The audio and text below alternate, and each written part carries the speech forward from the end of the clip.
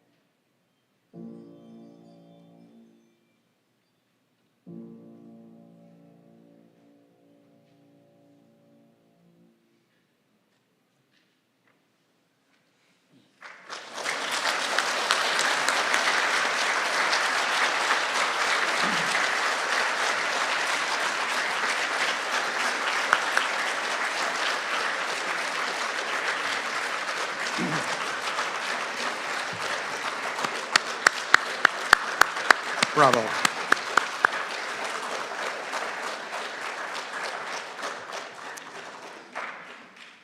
Thank you, Martin.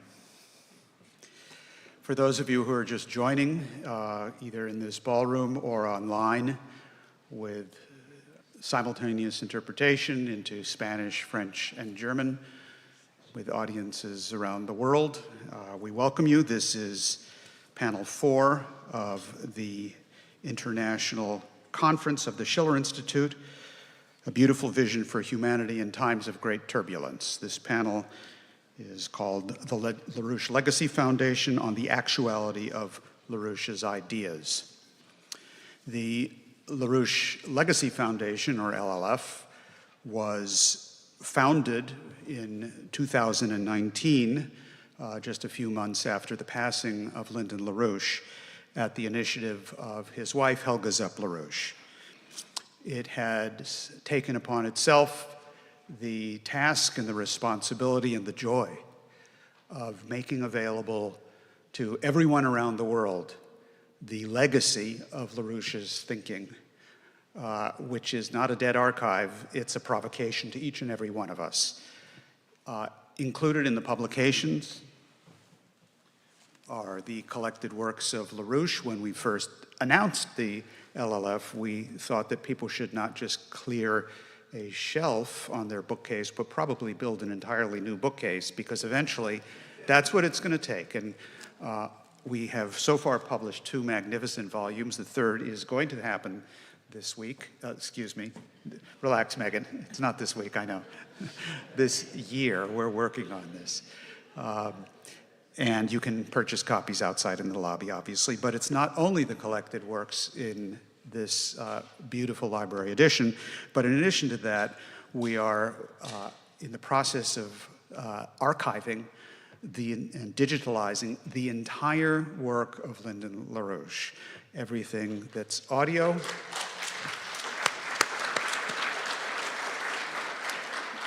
everything that's video, everything that's written, everything. So far, we're moving right along. I mean, to say that LaRouche was prolific is a absolutely ridiculous understatement. Maestro John Sigerson is a double maestro, because he's not only the musical director for the Schiller Institute, he's also the chief archivist.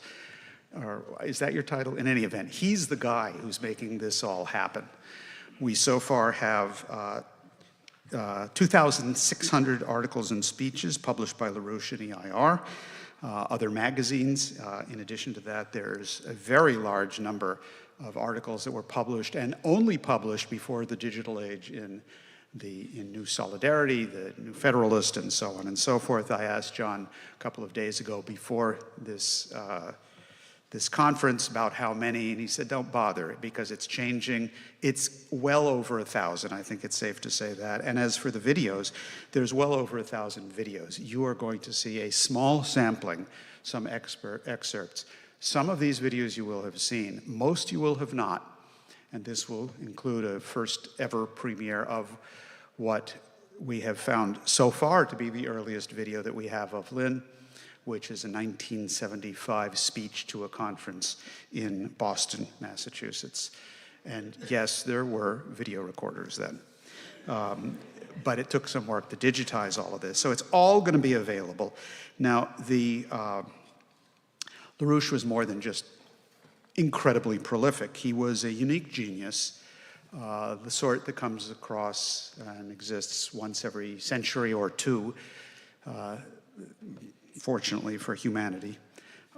And what LaRouche did over the course of his life was many, many things. He forged a youth movement 2 times, and you'll hear largely about that, because the issue of a youth movement was not only central to LaRouche, it's central to this conference and what we have to do. In addition to that, he was an international statesman. At one of the last conferences of the Schiller Institute, we presented a significant number of video excerpts of LaRouche's travels around the world, his speeches in India, in Brazil, in Russia, and elsewhere. What you have heard, the introduction to each of these panels, an excerpt of LaRouche, a video. We're not doing on this one because you're about to have a full immersion for an hour-long video with a couple of breaks in between segments, but an hour of Lyndon LaRouche. So this is the time to really concentrate, fasten your seatbelt, and so on. The first part of the videos that we're going to show you discuss and present something about LaRouche the statesman. His presidential campaigns. You will see him on the campaign trail in the 1980s in New Hampshire. I think we've even got a video clip with LaRouche with a bow tie, and he did wear a bow tie. You will then also see a 1999 very lively dialogue of Lynn with elected officials in the United States. And you will come away from that part of what we're going to present today, I guarantee you, with a question in your mind, and it will be a very worrisome question, and that is, why wasn't this man president of the United States? And that is going to be one of the topics which Diane Sare in particular is going to address, the issue of the presidency and the issue of LaRouche. Part of the answer to that is that he was framed and jailed in a totally lying, fabricated railroad, whose purpose was not only to jail LaRouche and some of his associates who were jailed along with him. A good number of them are here in this auditorium today. But the purpose of this was not to break LaRouche. That, of course, never happened. The purpose was to break you, to break the American public, to deny the American public and the international public the access to the only ideas actually capable of pulling the world back from the brink of a systemic breakdown of magnitude equal to or greater than the Black Death, than what happened to the Western civilization in the 14th century. And that is an injustice that must be corrected. Of course, we have to exonerate LaRouche, and that is a topic which Helga in particular will be discussing today. But the most important thing is that you have to be involved in that to not just exonerate LaRouche, we have to exonerate you. We have to make LaRouche's ideas available to each and every one of us so that we have access to and the liberty and freedom of mind to be able to immerse ourselves in these ideas, to be able to think, to solve our way out of this crisis. Thinking and acting, incidentally, are the same thing. They're not separate functions. That said, let me now introduce our first speaker, who is Diane Sare. She is a former LaRouche independent candidate for Senate from New York, not once but twice. And not once but twice, she and her supporters, many of you who are in this auditorium, got her on the ballot with the requisite number of signatures and then some.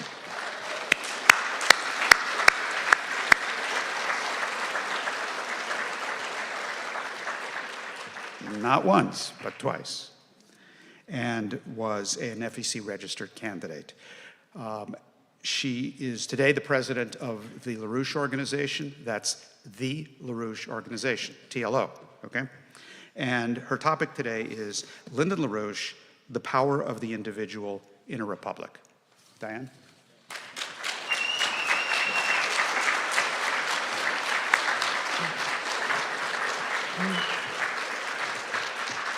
Thank you. And I really want to thank a lot of people that you don't see in this room right now, our AV people who you do see sitting over here working hard.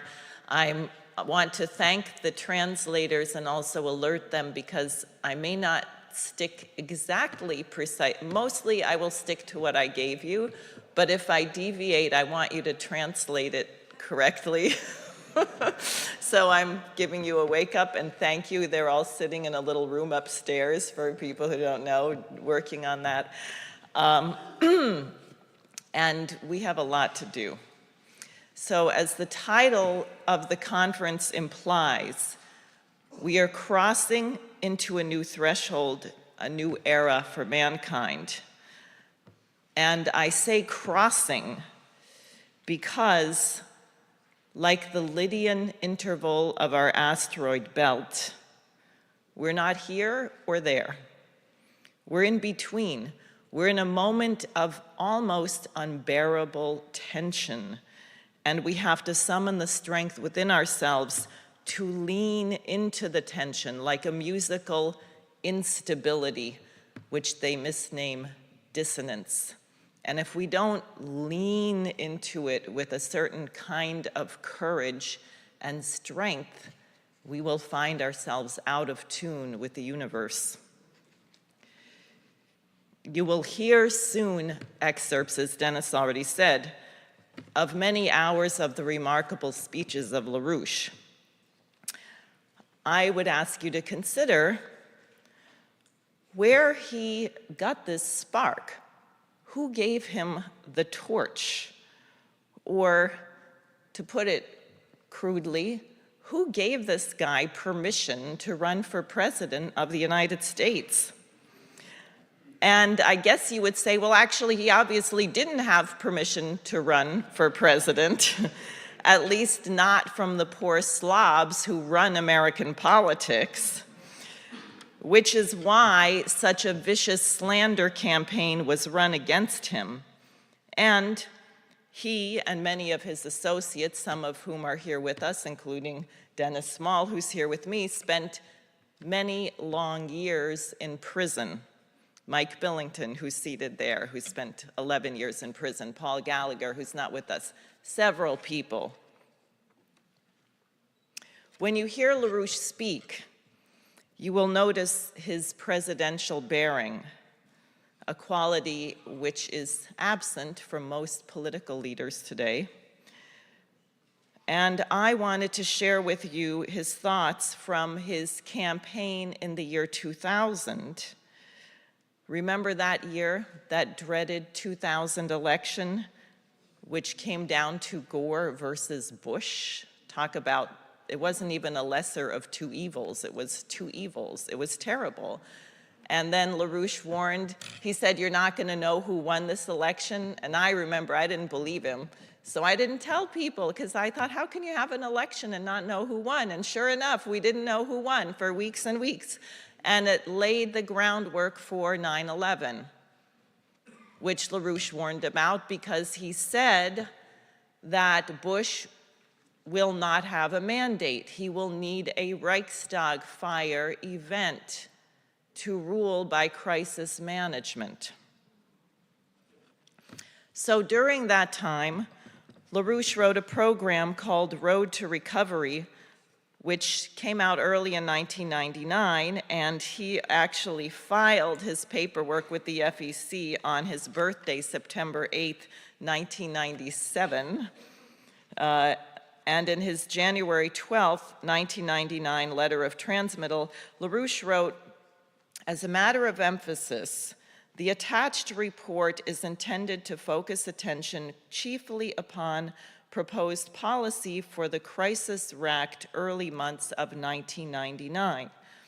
This report is being released for general national and international circulation, both as a transaction of the Democratic Party's year 2000 election campaigns, and also as a public report of all the issues which will impact all among not only our nation's political parties, but also our nation's concerned friends abroad during the coming months. So here's LaRouche, who's known in the mainstream media as political extremist or fringe perennial candidate, and many other slanders designed to make you think he was not important, writing a document for American leaders and world leaders to tell them what is the strategic situation and what should be done to address it. And he did this after spending 5 years in federal prison. So today, here we are 25 years later, and we can review his report and see, unlike most politicians, LaRouche would want you to remember what he said. Let's see whether it was accurate. So we will go to this little graphic in the book. You can maybe see it not so well. He said there's 3 blocks. And later in the report, he describes them a little bit more. The first block is the British, American, Canadian block, typified by Queen Elizabeth II, now King Charles, and George H.W. Bush. LaRouche called them, quote, the bankers' club, a pack of lunatics commanding much more power than is good for them. This is the type that would rather send the entire planet to hell than give up Al Gore backer D.E. Shaw's claims to Russian money, or whatever AI means by his satanically perverse misuse of such words as freedom, democracy, and human rights. That was one group. Two, the Euroland poor man's club of curiously mixed emotions centered around France and Germany, nations whose leading economic policies have been mostly bad to horrible, but their national consequences remind them of their economic and other interests in mutually beneficial economic ties to Russia and Russia's partners in Asia. And then the third block, the China-Russia-India triangle, which is coming to include a number of other nations. This bloc is not of homogeneous composition, but the members recognize that they are mutually dependent on the conditions for survival, which they must build and maintain in concert. So how is that for an accurate assessment of the world 26 years ago?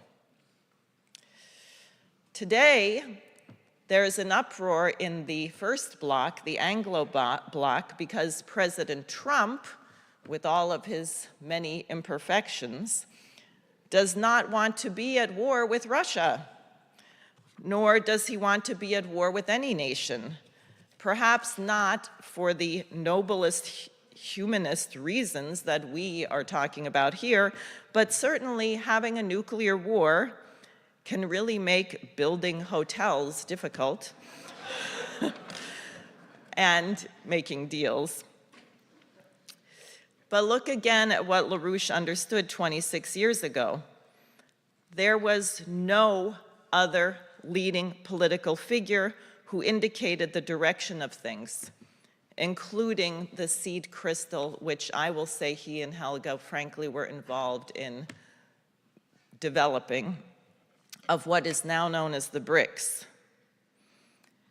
This courageously truthful and scientific approach to human affairs is what qualified LaRouche to say, as he said in his 1999 report, if we are to get safely out of what has presently ripened now into the worst world economic crisis of the 20th century, we must scrap all those radical changes which have been adopted since President Richard Nixon's panic-stricken blunder of mid-August 1971.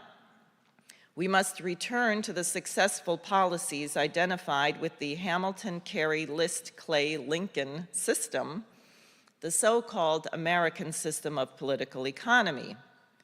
I am the exemplary prospective future president who would lead the nation in taking just such remedial action, and also the model of reference for any other worthy prospective candidate, Democrat or Republican, who would do the same. That's who LaRouche was. He was a leader whose words had power because they resonated with the motion of the universe as a whole, and because he had the courage to put his neck on the line and utter them. He had done so 10 years earlier, when on the eve of his unjust incarceration, he traveled with Helga to Berlin and, against what everyone thought was practical, called for the reunification of Germany.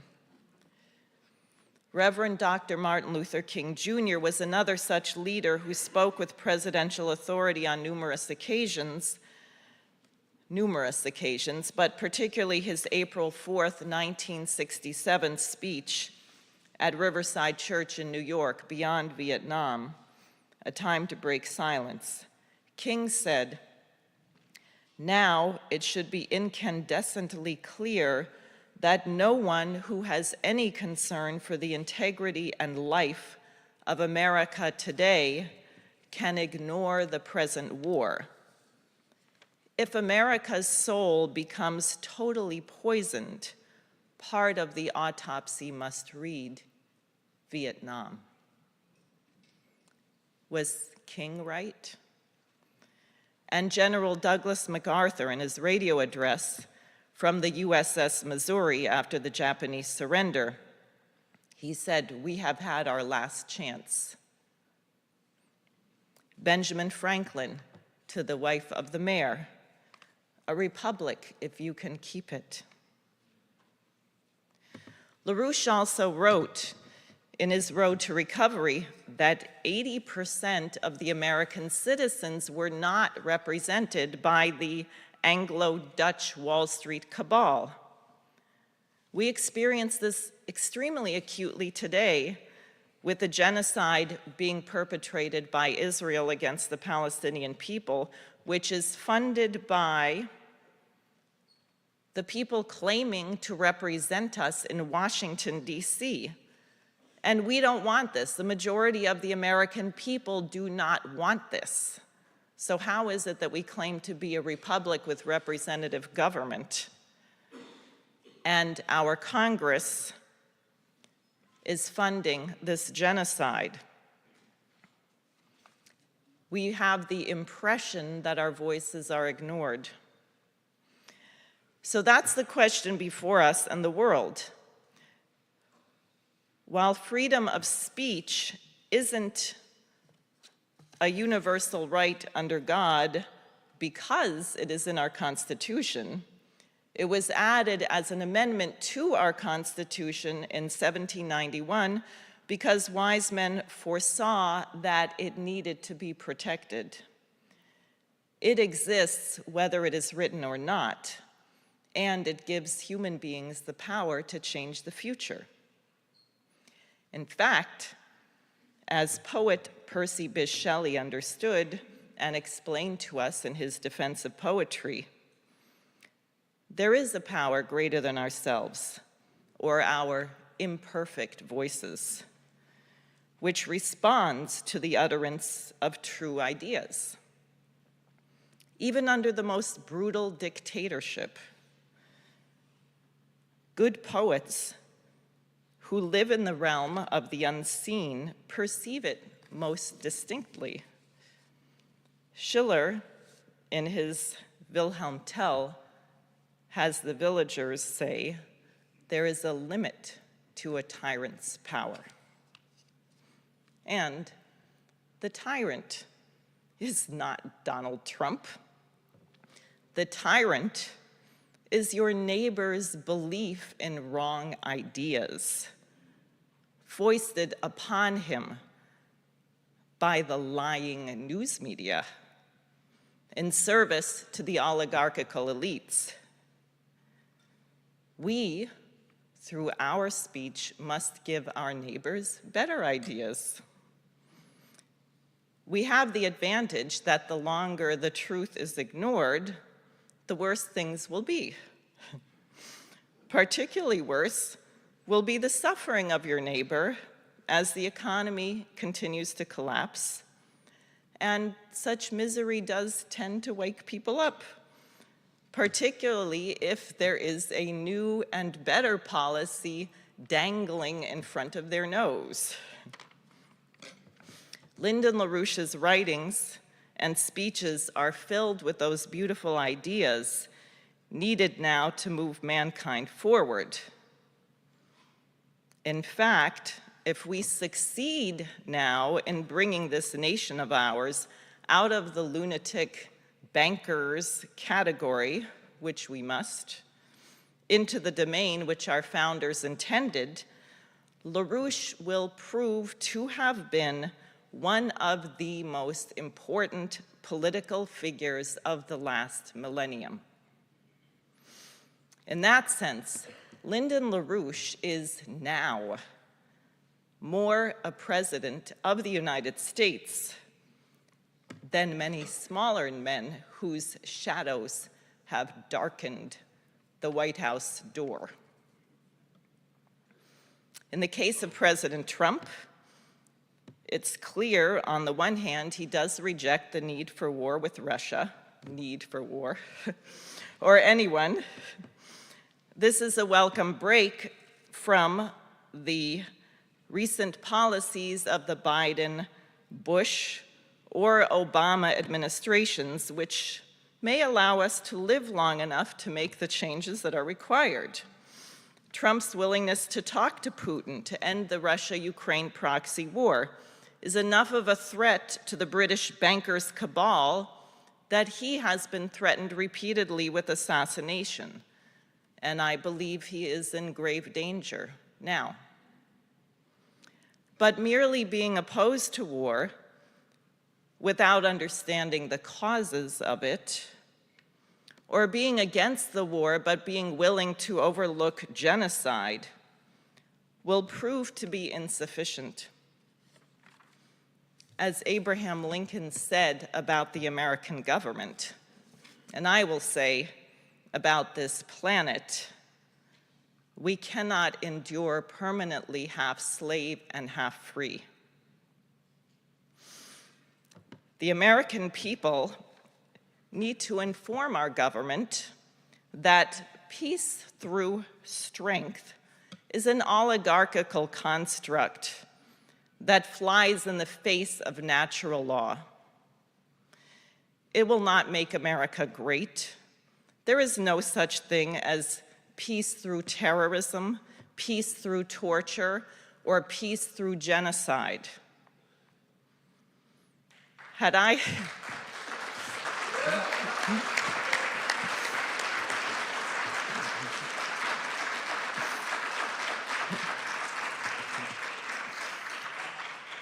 never met Lyndon LaRouche, I would never have known the potential goodness of our American Republic.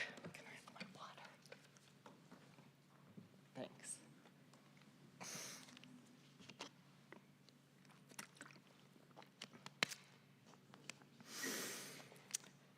Its rich history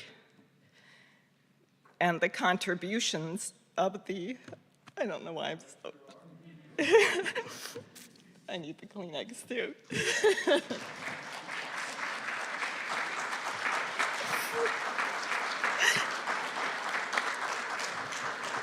Thanks.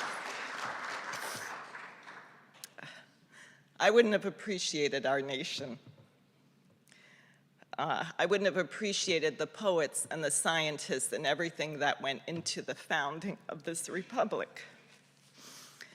So I would say, in the memory of LaRouche and in dedication for everybody who died, it's Memorial Day tomorrow. And I don't just mean who died for our republic. I mean every Palestinian child, every child in Haiti, in Sudan, in the world, who has died because we have not acted more forcefully and sooner to change the direction of our republic. That it is now time for us to rid ourselves of our commitment to slavery, and I mean slavery of ourselves, and to stand up on our hind legs, as Lyndon LaRouche would say, and make the Republic of the United States stand up to what our founding fathers intended. Thank you.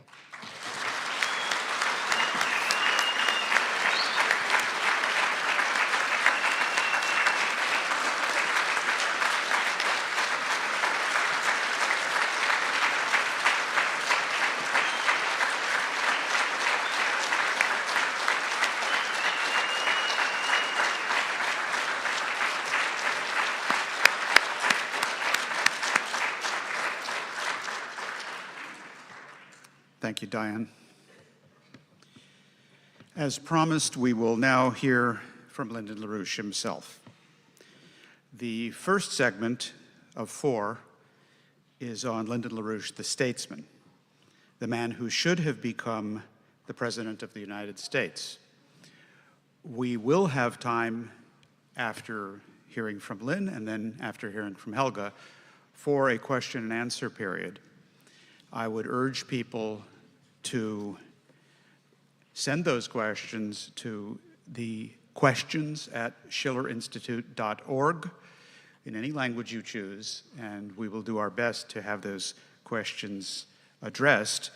And as you listen to LaRouche, if you ever had a question that you wanted to ask Lynn, do it, because Helga will be here.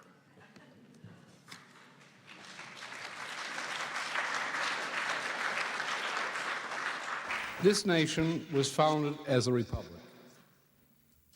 Not a republic in the sense of Republican Party with a big R, but as a republic in fact. It was founded because the predecessors and influences on our founding fathers believed that the world must live to a moral purpose, believed that a nation in the world must live to a moral purpose, and believed that the individual within the nation must be developed and must live like the nation, within the nation, to achieve a moral purpose in their own existence. You and I, when we're stripped of all our titles, we're stripped of all the things that distinguish one from the other in terms of the amount of money or prestige or comfort or whatnot, we're all simply people. We're simply a collection of individuals bound together properly by a common moral purpose, attempting to help one another to that moral purpose, each living so that the outcome of that period between birth and our death, whenever that should come, that should mean something. That in the course of our life, we should have laid a meaningful foundation for which our children, other people's children, and the next generations beyond that, our so-called posterity, can build better than we have built. Our nation has now come to a point of crisis. We are either going to begin moving up, or we are going to continue moving down. We might be in a depression. We might even be in thermonuclear war very soon. I think the people of this nation, in large part, are ready to respond to that challenge, ready to bring forth within themselves that deeper moral commitment which guided our founding fathers in making this a republic. What the people of this nation require is the knowledge that a significant institution exists through which they, as citizens, may make their lives politically efficient to turn this nation around from a course of disaster back toward the purposes of a republic. The voters in the state of New Hampshire, despite the New York Times and what it says about New Hampshire, the voters of New Hampshire have a singular chance to mortgage the entire national presidential election campaign to my candidacy. And once my candidacy becomes established in New Hampshire as potentially the winning candidacy in the nation, on that basis we can arouse the good people of this nation and turn this around. I ask you to join with me in that purpose and that dedication. And I thank you for being here. Now, Roosevelt promised to Churchill at the Atlantic meeting and the Casablanca meeting, he said, no more will the United States fight world wars to save the British Empire in any shape or guise.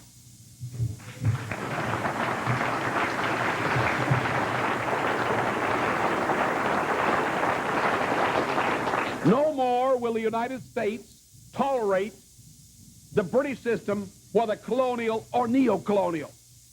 No more will the United States tolerate the economics of Adam Smith in any part of the world.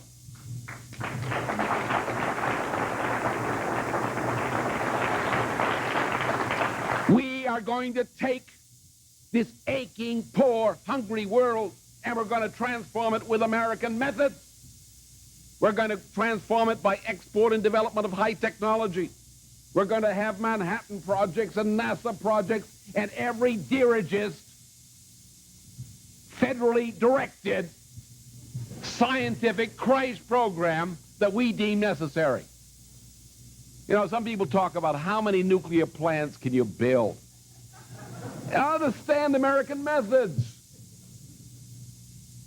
If I want to build 10,000 nuclear plants by the year 2000, we'll do it. It can be done. If we putter along the way we like to do it, it won't happen. You want to have 50 or 100 nuclear starts a year, we can do it. Just take the table of requirements. We need how many steel plants, how many of this? Build them all, right now. If we have to melt down the neon signs on the whorehouses to do it. The reality is that most children have the potentiality to be a genius. We know in the next order of learning that after the child's mind has been given a foundation by learning the music of Bach and Beethoven, or at least that method, which is indispensable if you're going to produce geniuses. The next thing is geometry. And once they've learned geometry, we're going to teach them physics. What, at the age of 8, 9, and 10? I do not want a single child of this nation to reach the age of 16 in the future without being a qualified genius in physics. We need that. And it can be done. Ladies and gentlemen, I am honored to introduce to you the Honorable Statesman Lyndon H. LaRouche, Jr., a man who is a prognosticator and put it in writing and has never been found wrong. Thank you.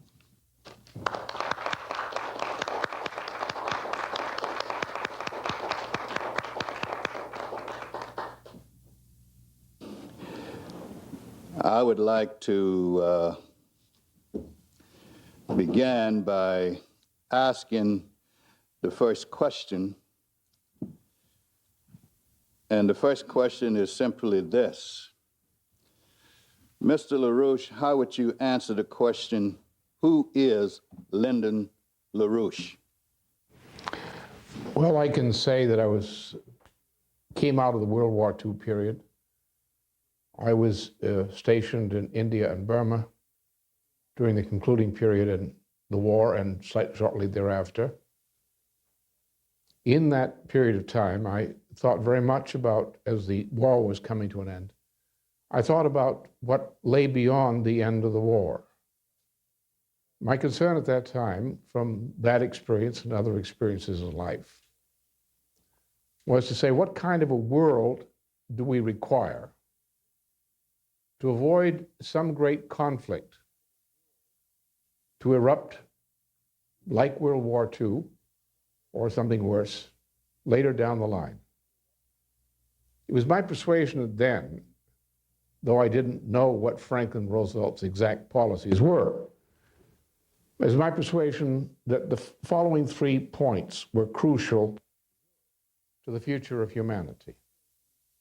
First, that the British Empire, along with the Portuguese, the Dutch, and the French, must be disbanded at the end of the war to bring to an end those colonial systems, empires, and their legacies, and to free the entire of the human population from that legacy, and to establish a community of perfectly sovereign nation states in place of dominant and subjugated nations.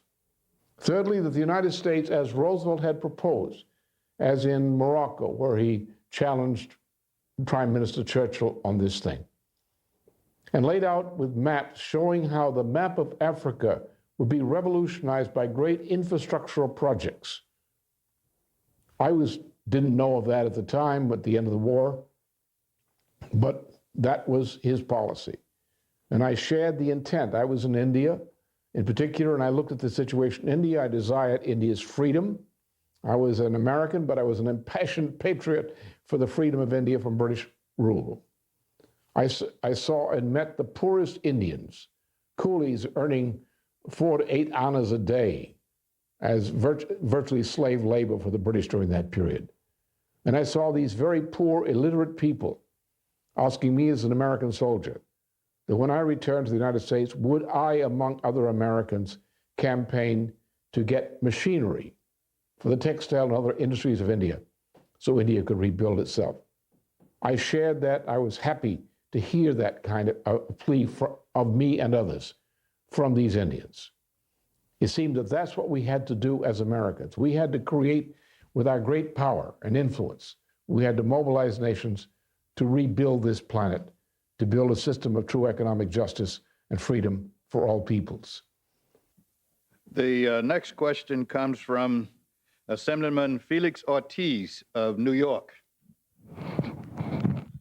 Thank you, Mr. Chairman. Mr. LaRouche, I have just a follow-up on the previous panel, and it's regarding to the issue of NAFTA and sweatshop in America. Since NAFTA was established, we have lost a lot of these biggest factories and contractors and subcontractors that used to do this garment in USA. And I would like to be very curious about what is your reaction and what will be your policy to be putting in place if you ever get elected as a president of the United States of America, and what will be the result of NAFTA, and how would you work with this particular implementation that was done previously under this administration? I would cancel NAFTA entirely and everything that goes with that kind of philosophy.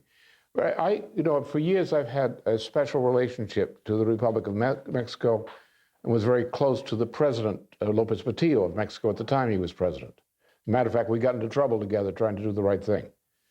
So I saw from inside Mexico the horrible things that U.S. policy was doing to the people of Mexico. I saw how the development of slave labor in Mexico under U.S. pressure, particularly after 1982, was used not only as the Caribbean, non-Puerto Rican, for example, Caribbean populations were often used in, for example, New York, as virtual slave labor in that area, or the similar kind of thing, Mexican immigrants in Southern California, Texas, and so forth. That what we had is a process of using the enslavement of people in the maquiladoras in northern Mexico, which are virtually concentration camps by economic standards. We're spilling that disease by cheap labor, virtual slave labor in Mexico, spilling it over into the United States. It spills up to places like New York City or Los Angeles in particular, as typical of this kind of problem. And then it turns around that the cheap labor is now in the United States, is now forced, in order to try to hold their job, to compete with still cheaper labor from various parts of Asia and so forth. Well, this is crazy. We actually have to have a protectionist policy to guarantee fair wages and fair forms of employment, of modern employment, not slave labor, not physical stoop labor employment, but dignified forms of employment and protected wages. We've got to have that kind of policy, which was formerly the typical American policy. NAFTA, which was posed by the British Commonwealth via Canada, was then with a bunch of people who were too close to Wall Street, dumped the policy on the United States. The United States worsened the conditions greatly in Mexico in the name of providing more jobs. Well, what kind of jobs? Slave labor jobs with increased mortality rates, destruction of agriculture, industry. Look what's happening in Mexico now. The place is about to blow up as a result of NAFTA. In the meantime, we're using the disease that we're imposing on Mexico and other countries. We're importing the disease into the United States. We're killing off our population, criminalizing, brutalizing them. It's not right. And these NAFTA must be repealed. We must go back to a traditional American protectionist policy. And we need a strong labor movement also to help government through the private sector to enforce fair standards of employment, conditions of employment, in the United States itself, and to enforce the kind of protection which our job wage earners and households require. Just a quick follow-up, Mr. Chairman, if you don't mind. Just on the same issue, when you talk about national minimum wages, and I just came to my top of my head, if you elected, would you put a commission to trying to come out with some kind of resolution at the international level of where the American company are making contract with the international or the third world to make sure that those people who making garment will be able to make I would say a fair living? But I do two things. I don't think the minimum wage by itself will not work. You have to create the conditions under which the minimum wage will work. That is a fair minimum wage, not some wild compromise. The way you do that is this. First of all, the first thing we have to do in the United States, we have to rebuild our infrastructure. Look, we're short of power. We're going to blackout and brownout, but now blackout.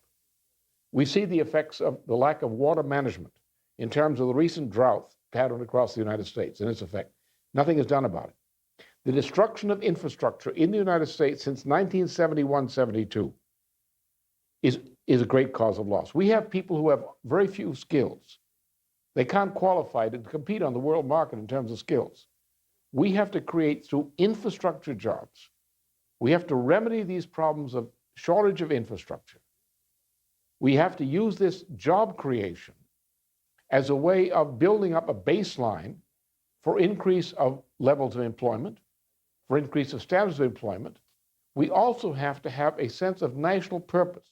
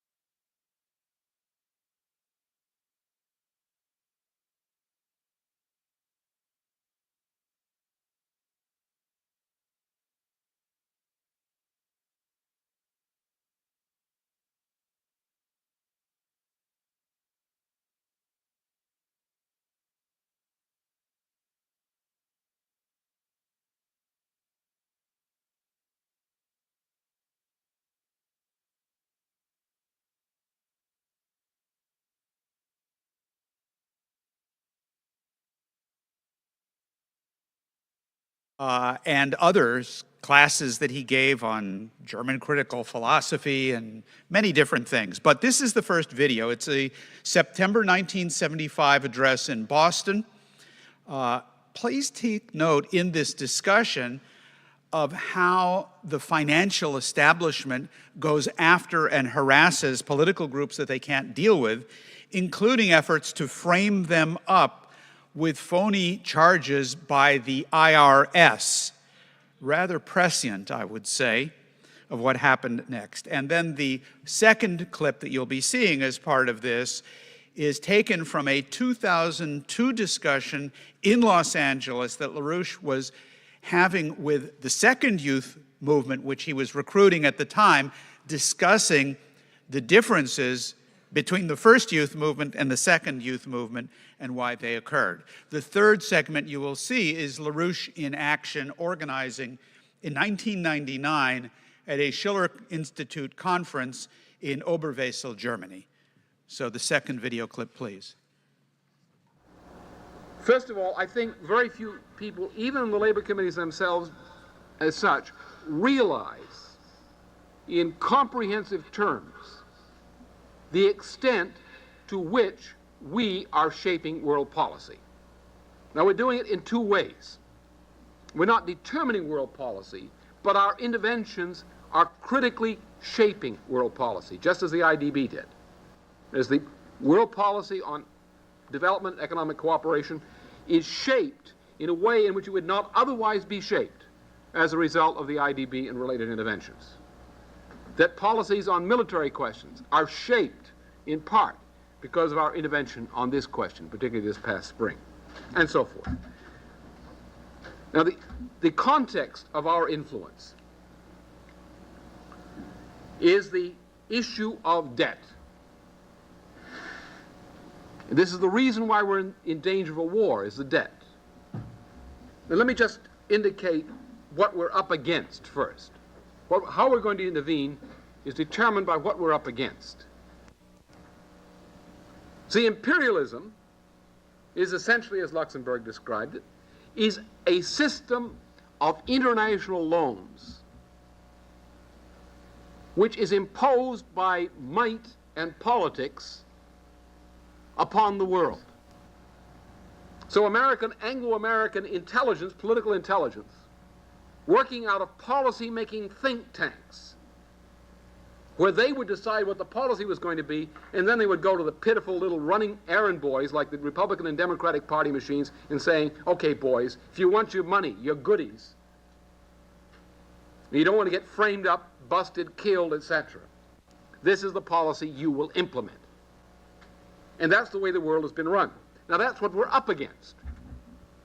The world has been run by an invisible government, increasingly since the late 1870s and 1880s. And Rockefeller is the king of the invisible empire. The idea that you can go down on the basis of having the support of a large constituency and go up to the invisible government or its representatives out in front, in the front office, and say, look, I represent so many people, we want this, therefore you got to give it to us. You're foolish. You're silly. You're a dope. You don't understand politics. See, because the essential thing is, if that's all you've got, the guy is going to say, hey, you know, I got a little problem. I got this bunch of jerks out here, and they got 20% of my constituency, and they're demanding this. Now, how the hell am I going to screw them? And then somebody will say, well, why don't you call up so-and-so? He knows how to deal with these situations. Get some organizers in there and screw the whole thing up. Arrest a couple of people or frame them up. Let's call up the IRS and see what we can do with them. I got a friend up there in the drug enforcement aspect of the police. We'll put a drug rap on a couple of these guys. That'll sort of scare everybody. It's very easy, right? Because we are prepared to govern. We proceed from understanding what has to be done with the world. We're prepared to do that, and we also know what the status is of the lineup on the current fights around these relevant issues. We know what the game is, how the game is being played generally, and what has to be done today, tomorrow, and so forth in different parts of the world. I was doing this in teaching in 1966 to 1973. I was dealing with a different population than exists today. In that time, the population was the baby boomer generation, was going through university, secondary school. And they were really, shall we say, deeply into Freud. And they were deeply into Marx, one way or the other. Everybody thought they knew about Marx. They didn't read the books, but they would sometimes take a few phrases out of this secondhand or something, and they'd quote that all over the place. But the problem today is different. The society today is existentialist, which is a transition from that. Society today is, you know, how many people can you kill? I mean, everyone you hate, and plus a few besides, just in case you might hate them. So that there's that kind of fundamental difference. Today the question is this, is absolute lack of education in the public school system and the universities, real education. It's an existentialist society, which people have no sense of any connection. They don't feel connected. They don't have connections. They have disconnections. And my concern is to get, I say, the only approach is to go inside people of your age, for example, to get inside and to touch on the question of definitions of what is humanity. What's the difference between man and a monkey? How do you fit into society? How do you get some control in society? What's your future going to be? And it's how to get people out of this sense of, I don't know anything, I just have these impulses. Or I'm in this subculture and I have this influence. And to get people to find their human identity as human beings. And that's the thing today, is to get at humanity as such, as opposed to existentialist rejection of humanity, the baselessness. So the problem today is different, as you see right here, among the discussions here. In former times, you would have a so-called discussion of science. It might not have been worth too much. Today, you don't have any real discussion of science at all. You don't have any education in the school system to worry about. There's nothing going on there except brainwashing. No education to speak of. So therefore, my problem is, how do I get people in your age group, especially because you've got to move the older people. They've decided they're headed toward the grave prematurely. I don't feel like that. But these younger guys, they're prematurely dead, are determined to become dead. Huh? And you're going to have to move them and bring them back to life. And they will, because they respect you. You're important to them. You are their future. And therefore, they have to respond to you. But my job is to get to you and to get others to get to you and to awaken in you an awareness of what we might call knowledge, what it is to be human, and to make it your own, not something that you're able to recite in an examination, but something you know, you own it. And that's my job right now. Different times, different circumstances, principles remain the same, circumstances have changed. This is the method of science, and this is the method of classical art. And when you look at this in this way, what is the result? You look at the history of Western civilization, European civilization, as it's been extended worldwide. What do? You say, where did the civilization begin? For what do you look? Let's take the case of this fellow, Thieme, up at Göttingen, who wrote this paper on a discovery in a deep mine in Germany, where they discovered artifacts which demonstrated that at least 400,000 years ago, in Germany, oh boy, the British won't like that, someone had crafted throwing spears whose crafting showed that they had discovered principles, something that no ape can do, including Prince Philip. He professes to be an ape, therefore obviously he's stupid. He's an animal. He says he's an animal. He says his son is an animal. And after all, he ought to know. Maybe it's because of him, maybe it's because of the girl he married. But somebody's responsible for the fact that poor Charles is merely an animal, according to his father. And he should know. I mean, he signed the papers. It makes it official. How do you know the difference that this was a man who had these spears, not an ape? How do you know that? By looking at the specimen of the man? By subjecting him to a gene test? By getting biologists to come in and look at the evidence? No. You can't learn very much from the biological evidence to distinguish between a great ape and a human being. What's the difference between an ape and a human being? The human being is capable of Socratic forms of cognition. The ape is not. How do we know this was a human being 400,000 years ago? Because the product of his hand was the fruit of a mind with cognition, or minds with cognition? How do we develop our children, and when we develop them? By instilling in them, through the forms of nurture and education, to stimulate their Socratic powers of cognition. Therefore, what is history? Well, monkeys have no history. Apes have no history. Perhaps British monarchy has no history.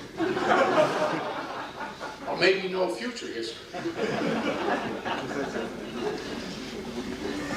Man has a history because we owe to our predecessors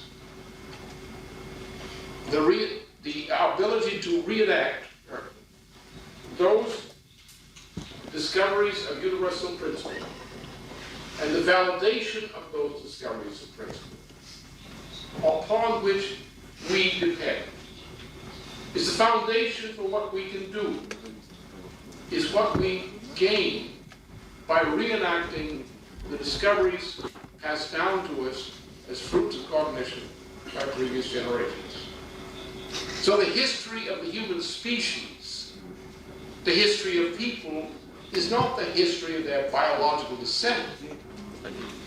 It is the history of cognition, the history of an ongoing Riemannian type of manifold, of aggregation, of universal principles, physical principles, and classical artistic principles, and including the principles, classical artistic principles of politics, which have been passed down to us from one generation to another.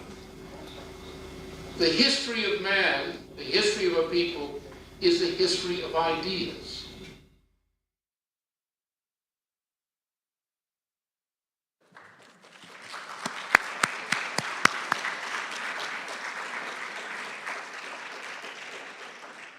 I don't know who is this working now? Yes.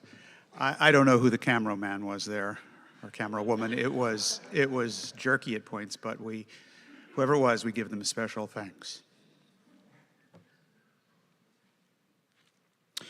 So now, for the third clip, you are going to see and hear Lyndon LaRouche in action recruiting his second youth movement in the early 2000s. It began on the West Coast, in Los Angeles, somewhat San Francisco, Seattle, and so on. And it then spread east and really consolidated over the course of this entire period with the in-depth scientific work carried out by the so-called basement scientific team, which, under Lynn's direct supervision, created and wielded a superlative weapon against the combined stupidity and immorality of most of that generation, like all generations. And you will see LaRouche in the process of doing this in what is a rather raucous youth cadre school in Los Angeles in August 2002, where the youth peppered LaRouche with every imaginable question under the sun about the meaning of life, the meaning of their life, the meaning of political activity, and the future that they would be choosing for themselves and, by extension, for the world and the universe on the basis of the ideas that LaRouche presented there. So let's join in with Lynn in this process. So I think the most orderly thing to do is I'll just arbitrarily pick people out who have questions. But raise your hand and identify yourself, and let's take as many questions as we have time for. I have a question about the privatization issue. Should it has several parts to it. Should the resources of the land belong to the federal government? And if so, where do you draw the line between the ownership by private interests versus the government? And then, should there be a government initiative to develop private industrial sectors, like automotive sector, steel industry, etc.? And what are the general guidelines for the cooperation? Okay.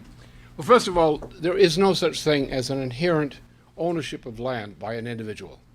That does not exist. There's no such right. What does exist is the right created by governments to entitle people to hold land as in a property form under certain conditions. What the nature of man is, we all die. Now, if you're all going to die, where does the property go when you die? So what's your interest in property? Your interest in property is, first of all, use. The right of use, the access to use of something.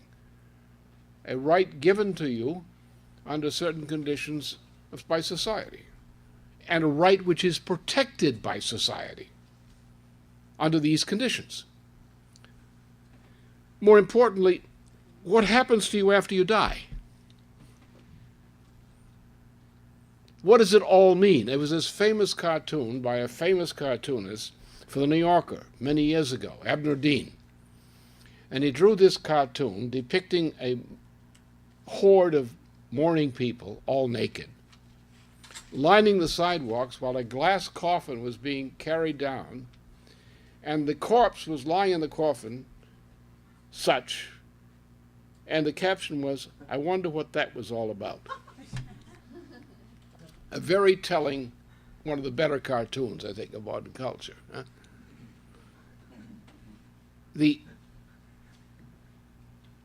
What's the meaning of life?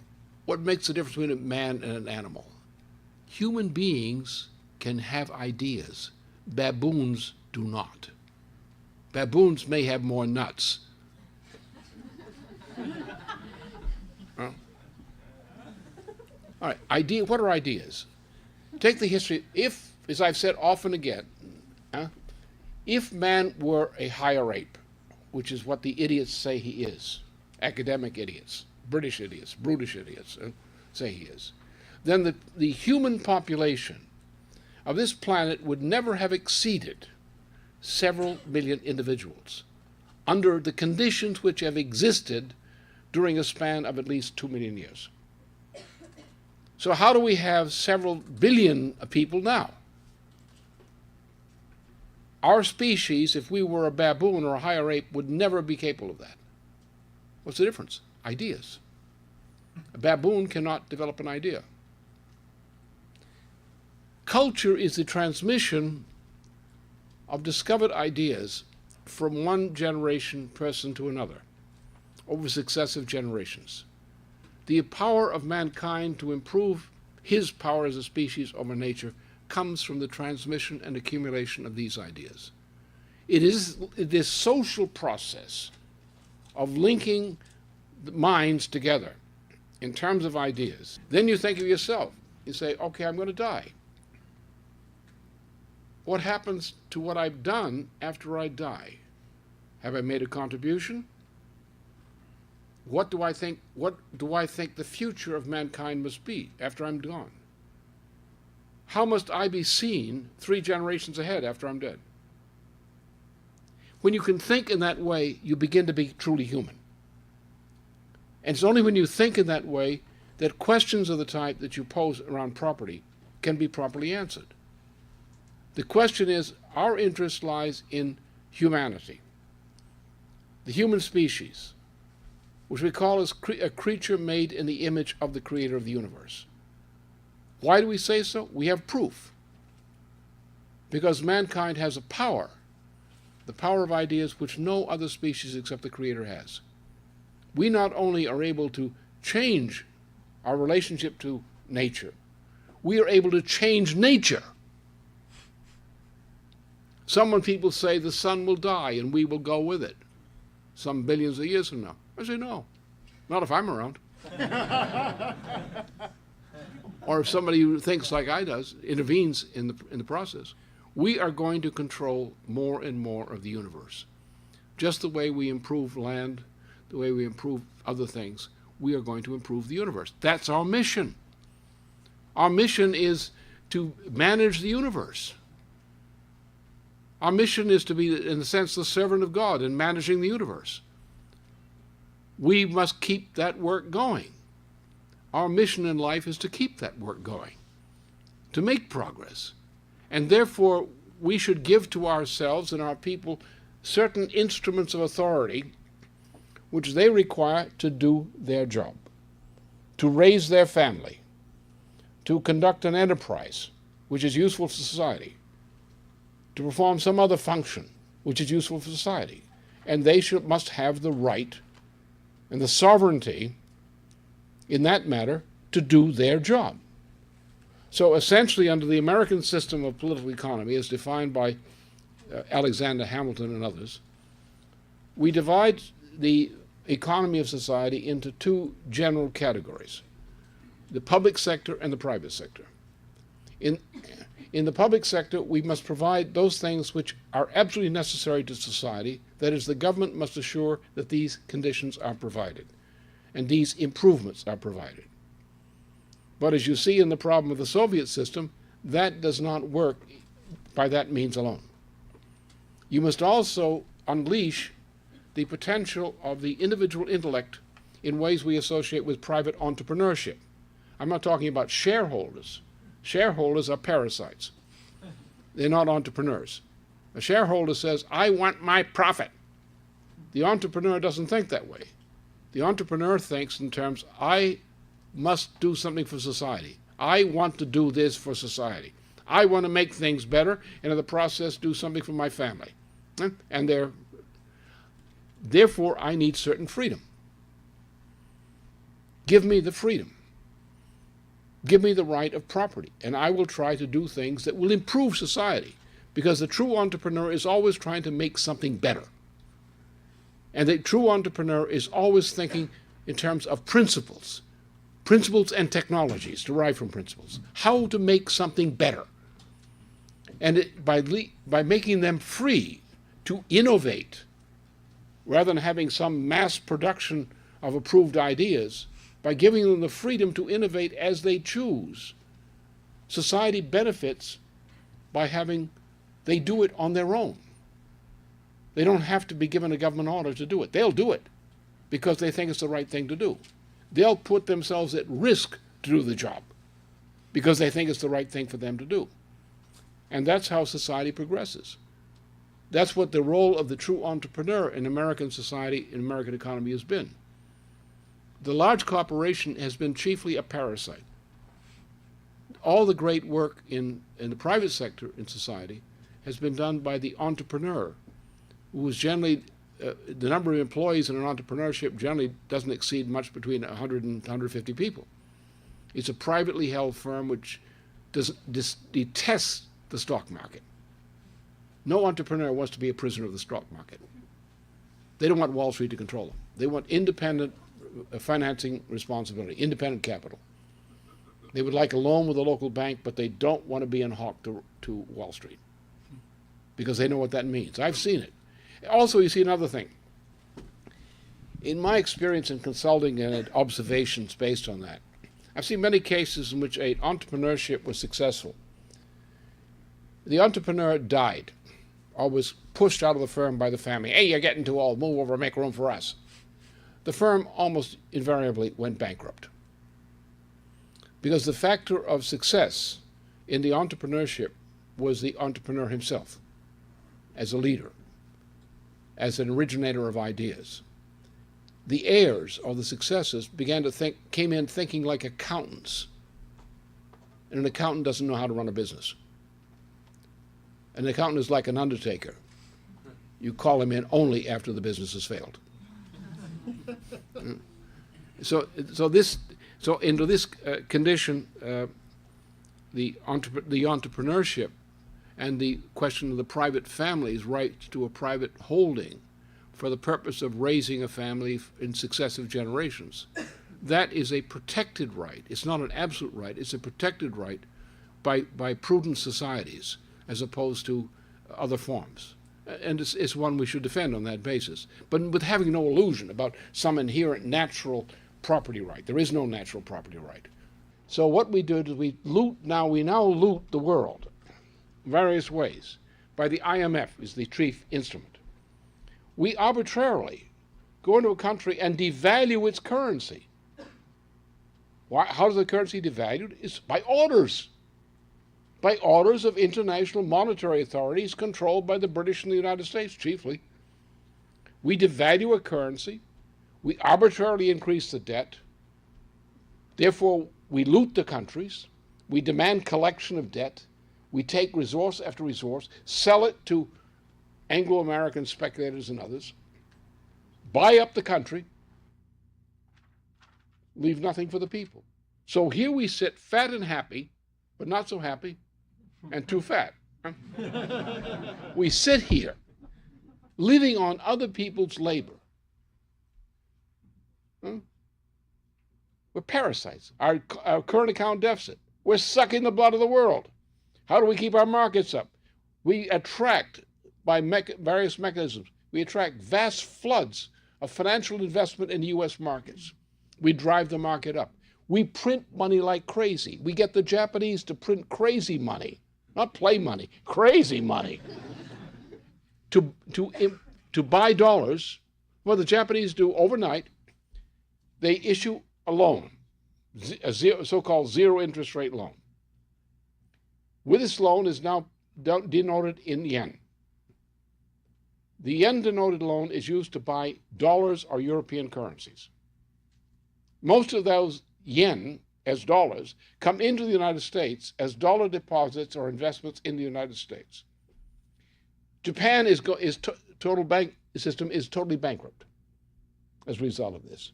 Japan's industries are contracting. Japan is a nation which depends upon imported raw materials to survive. It cannot survive on its own internal resources.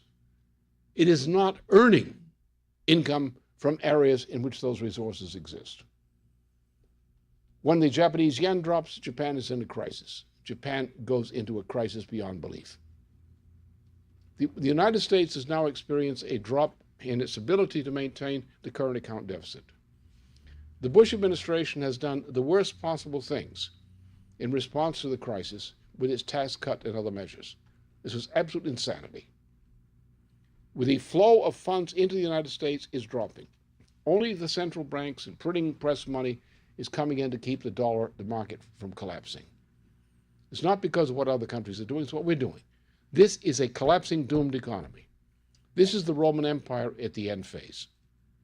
And we're trying to establish a worldwide military empire at the time we've lost the empire at home.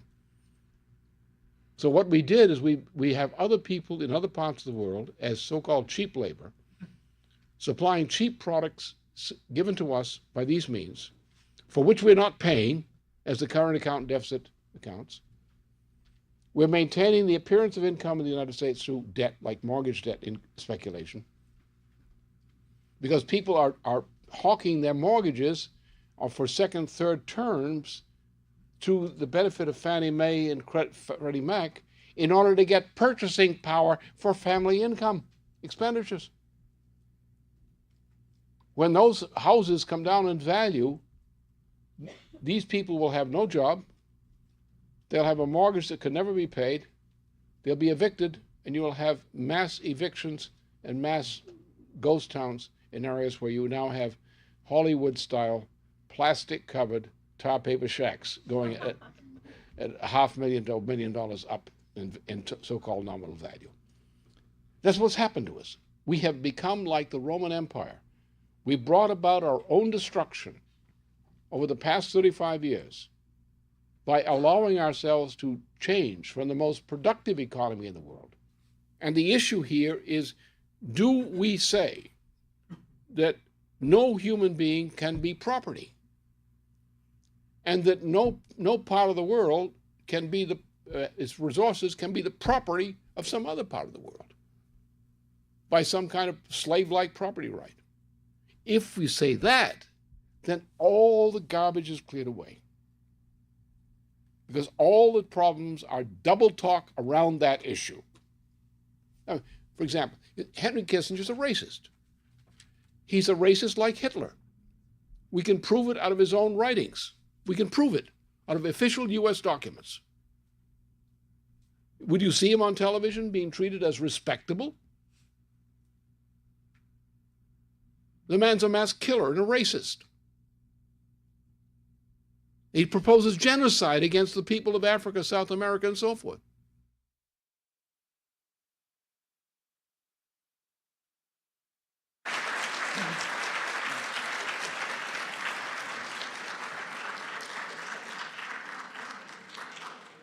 So for those of you who have been losing sleep, worried about what's going to happen to the sun a couple of million years from now, I think you can rest assured because Lynn will be around. So I think we're okay.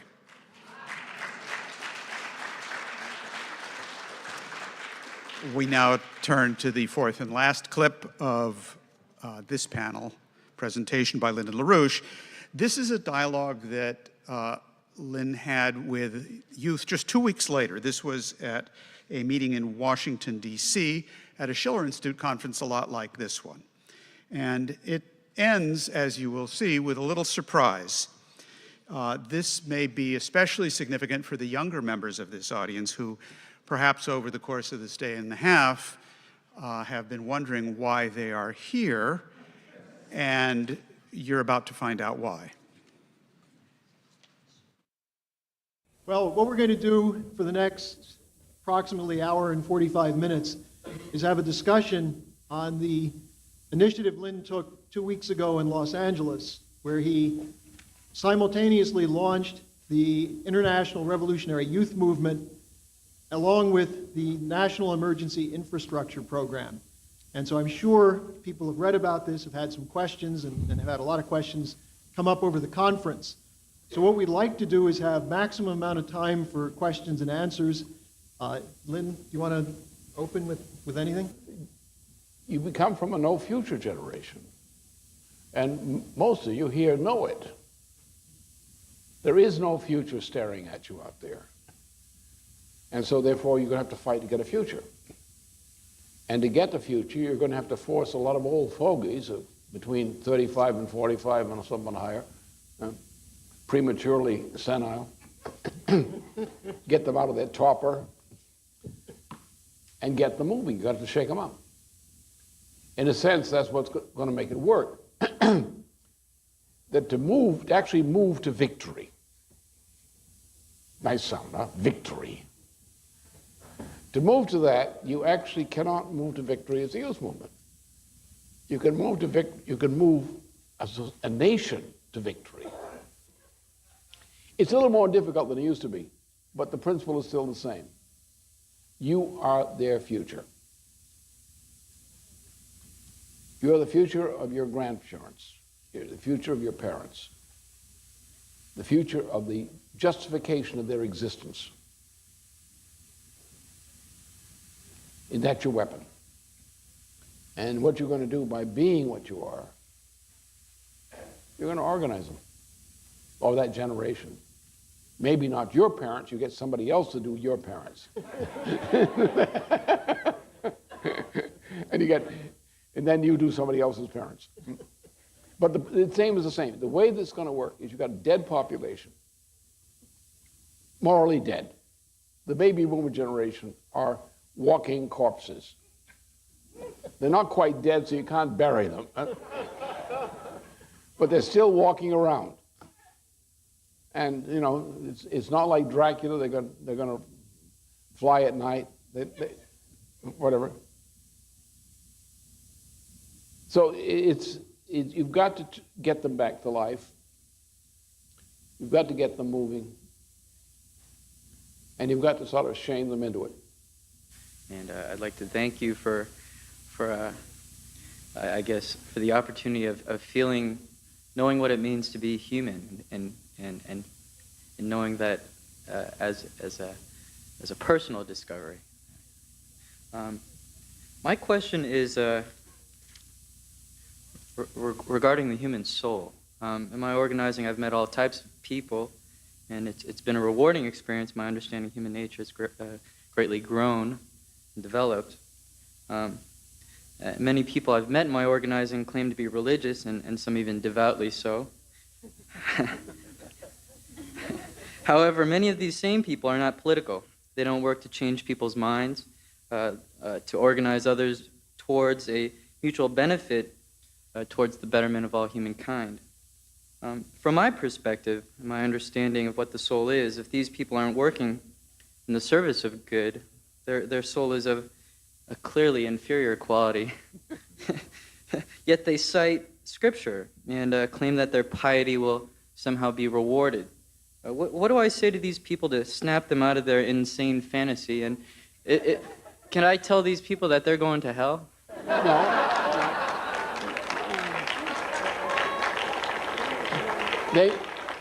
The smart answer would be they're probably already there. And if you told them they were already in hell, if you told them they were going to hell, they'd be angry. If you told them they're already living there, they'd say, how did you know? The question of immortality, this is a very crucial thing which is dealt with by Plato especially, famously, and dealt with brilliantly as a reprise of Plato by Moses Mendelssohn. And my view of the thing, I'm more pleased with my view than either Plato's or Moses Mendelssohn's. Well, because I know it myself. You see, that's probably the big advantage. If you know something yourself rather than knowing what somebody's told you or tried to replicate what they thought, it's sometimes easier. But if you can create a discovery, and if you not only create a discovery which enabled you to improve man's mastery of the universe, but you know that the transmission of such discoveries from one generation to the next as an experience of discovery is what enables the human race to progress. And the lack of such discoveries or denial of such discoveries is what causes the human race to fail. Then you have a sense that living in your space and your time and acting creatively is an immortal act. Because if you take mankind as a whole, the universality of mankind is man's development. If you are contributing to the development of the human species, you are reaching back to justify those who came before you, because you are an outcome of them. And by improving the outcome of their life, of which you are a part, you're making their life more meaningful. If they were slaves and you were free, and you do something which is unslave-like, you free them from slavery, not in the flesh, but in the meaning of their lives. So you can now change the meaning of the lives of people who went before you by doing good deeds which give their life a better meaning, a better outcome than they were able to enjoy while they were alive. Huh? So this gives you a sense of what immortality is. It's being a part of a universality, which is immediately the human species.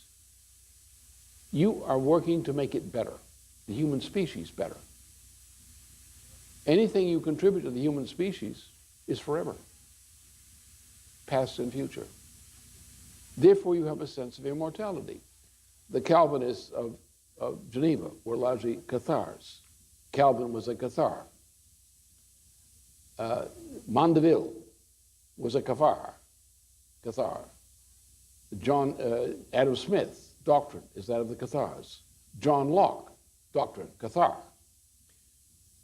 Jonathan Edwards, the United States, the Great Awakening, Cathar doctrine. What was the doctrine? The doctrine is, you're a no good. You're not worth anything. It doesn't mean what you do. If God in his stupidity and blindness chooses to love you and adopt you, everything will be done for you. Now, who's God? Well, God is a little guy who lives under the floorboards of the universe. And when the dice are thrown, he fixes the dice so that you become rich and the other guy gets poor. That is the religion, the kind of religion you're talking about. That the religion, if you do this, if you join this organization and say these magic words and go through this ritual, you're going to be taken care of. Not in this life. Maybe in this life. Maybe we'll have the Battle of Armageddon, you won't have to pay the rent next month. Or something like that. So it's that kind of stupid people who are faced with anxiety, who feel their lives are worthless, want to feel important. And somebody comes along and says, if you believe this, if you believe it hard enough, if you get down on your knees and really believe it, you will imagine it's going to happen. And that's what you want. So it's a form of mass entertainment of this type, pernicious type. So My view on the matter is dealing with people like that. Don't bother arguing with them with their silly nonsense. Tell them the truth. Everybody dies. So you've got to find, don't wait until after you're dead to find out if it worked out. Get a hold on it now. What's the hold on it now? Is to know that you have immortality. Real immortality. Human immortality. Not some deal sold to you by an out-of-work used car salesman. I saw a documentary recently about mass female sterilization experiments done in Puerto Rico. And this was done over the period of time between the 1920s and the 1970s. They also tested methods of birth control on these women, which are much stronger than what is used today. And so what I'm wondering is, as US citizens, which these people are, like, how was that allowed to go on for so long over the heads of the American public? Because Puerto Rico was chosen as an experimental ground, together with many of the other Caribbean islands, for various kinds of sociological and medical experiments. One of this was the birth control experiment. This was done early on and was done as a part of what became Kissinger's NSSM 200. The idea was, we're going to reduce the population. We're going to use birth control. We're going to find out what the effects of using birth control are. Because the population of Puerto Rico had shall we say, a high propensity for producing babies. And this is not merely producing a number of babies. This involves a cultural tradition, a family tradition in families of a people of a culture. Their idea of having a large number of children, having a family, was very important to them. And so what the experimenters were interested in were the psychological effects of birth deprivations as well as birth control. Also, the Caribbean islands were used, including Puerto Rico, as a part of this, were used as a place for conducting medical experiments which would have been considered crimes in the United States. This involved drug experiments, it involved psychological torture experiments and so forth of various kinds. So that what happened is that many of the things that have happened to the United States were done as experiments in Puerto Rico or adjoining islands, where they could get by with murder or worse. And this was a basis for defining much of the social policy and psychological policy and psychological control policy in the United States. Now, similar things were done in Africa. African populations were used for human experiments. And the worry was that HIV may have come out of some of the way the experiments were done on immunization in Africa, that you might have actually produced a species jump from green monkeys to human beings by the way things were being done in Africa. So this is the general problem, is we have crimes are being committed and have been for a long time, and Puerto Rico was treated as a place where they could get by with it, because you had one section of the Puerto Rican population which was convinced it was an oligarchy. They had this idea they were a Spanish oligarchy. And they looked at the rest of the population as being peasants, for whom they had contempt in practice as well as in attitude. And they were completely indifferent to what might be done to these poor people in that island. They didn't care. So you had a small group from the state side controlling this operation, running these experiments. And the birth control experiment, which is referred to, is typical of that. It was an experiment, a sociological experiment on both how to launch birth control and how to get benefit from the curious side effects of an imposed change of culture in a population. Mean, nasty. Hello, Lynn. Hello, Helga. I've seen you in Beverly. Well, I'm from France, and we came with a little crew from France here to bring back home the American Revolution, #2. Or maybe it's the same, I don't know. So we were having a meeting with Helga and the youth of Europe, and there was friends of yours, Erin, Dave, people like that, and they told us, just do it. Well, okay. So we are here. We are here. This is a political organization. Everybody organizes. And people who have this experience or this situation will organize as the best they can under a general centralized idea of what the policy is. And the policy can change very rapidly from day to day based on the reality. It's like fighting a war. You don't say, we're stuck with this master war plan. You can't deviate from it. You say, okay, the enemy has exposed a flank. Ha, ha, ha, we're going to hit it now. What we said yesterday, forget it. We're going to hit this thing today. He sticks his flank out, we're going to kick it. That's the order of the day. But we have to use our judgment in how we do it. This old, stodgy, mechanistic, by the rules, it doesn't work. It never worked. The only order in this thing is using the mind and being intelligent and not being stupid. It's not wrong not to know something. It's wrong to sit around and not do something about what you don't know, about correcting that obsession. So we be flexible, aggressive, sly, clever, honest, all those good things.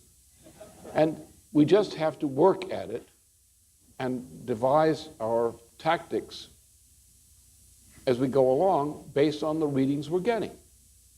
Because you're going to get opportunities I couldn't anticipate, you couldn't anticipate, you're going to have to respond to them. We're going to have to decide how to respond. We'll discuss it. Someone will say, well, when's the next conference? What do you mean? We're going to discuss it tomorrow. And that's the way we'll do it. So that's the key in this thing, is high degree of flexibility, aggressive, imaginative. We're in this war to win, and we kick flank.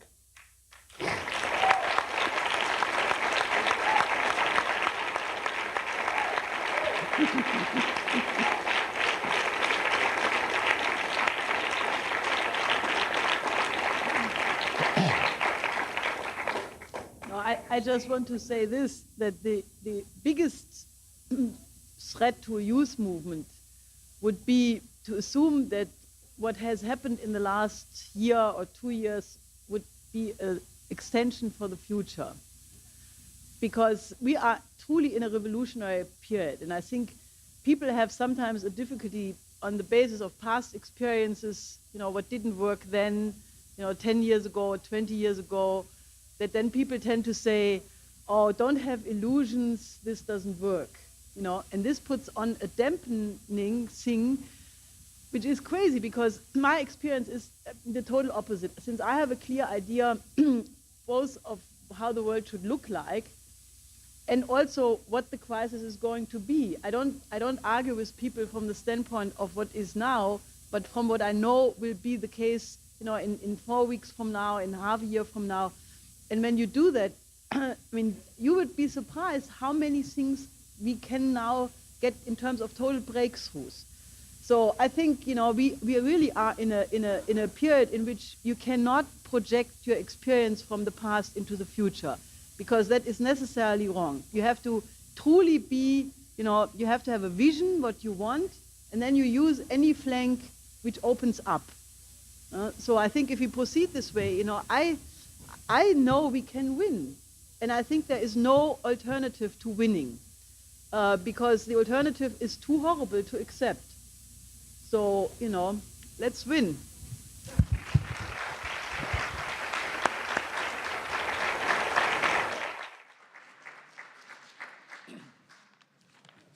Surprise.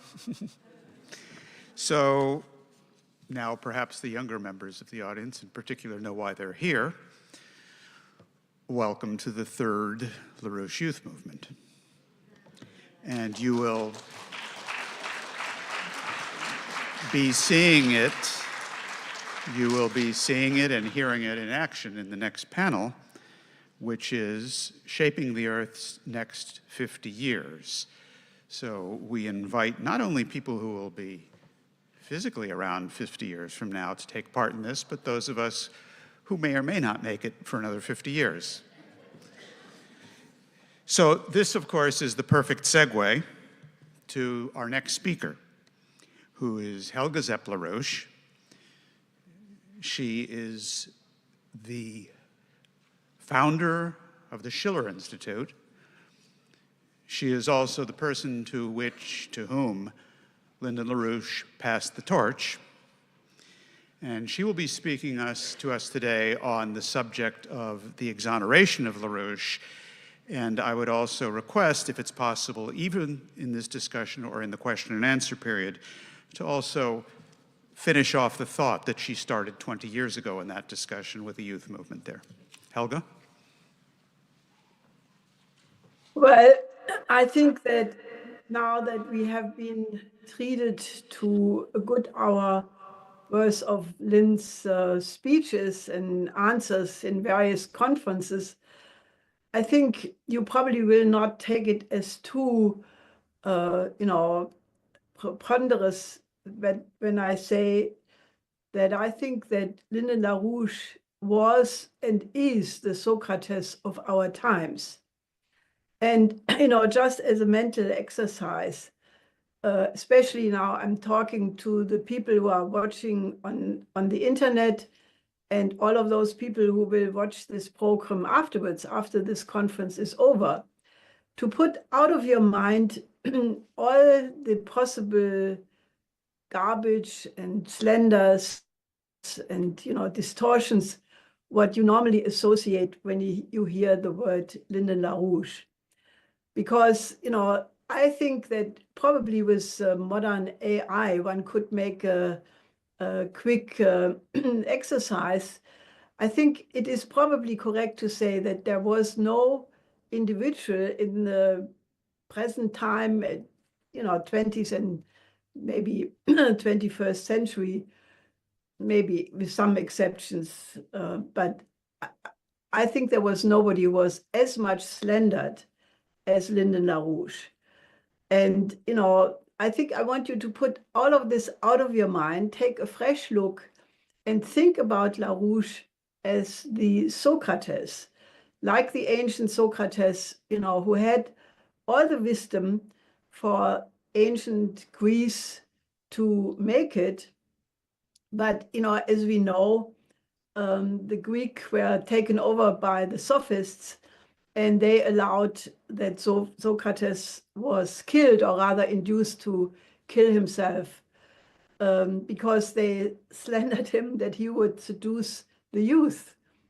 Now, what Socrates did at that time was to try to make people free, to be free as Lynn. And you could hear when he was speaking now that he is probably the freest human being I have ever met in terms of not allowing any prejudice or restraint in his mind to not think things through.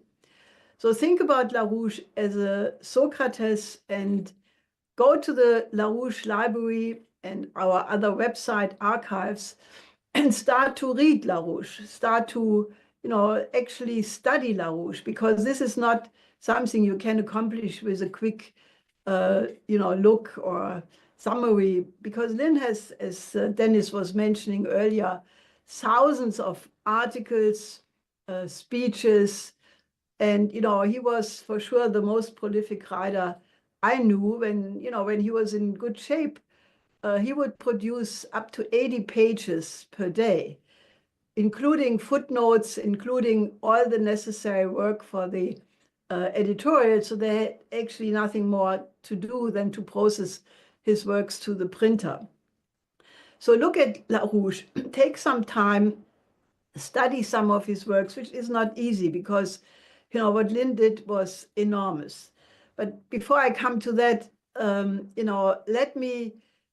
let's situate this in the present discussion and why it is so urgent that you do that. Now, many people in the United States in the recent period started to become quite vocal about the demise of the United States. And they, say, this is an empire. It is going down like every empire ever went, in history. And they comment on the fact that the United States at the end of World War II was the most powerful nation in the world. They had won clearly a moral victory over the fight against National Socialism. And they had all the reasons to, continue and be part of alliance and partnership of nations. But we basically know what went wrong.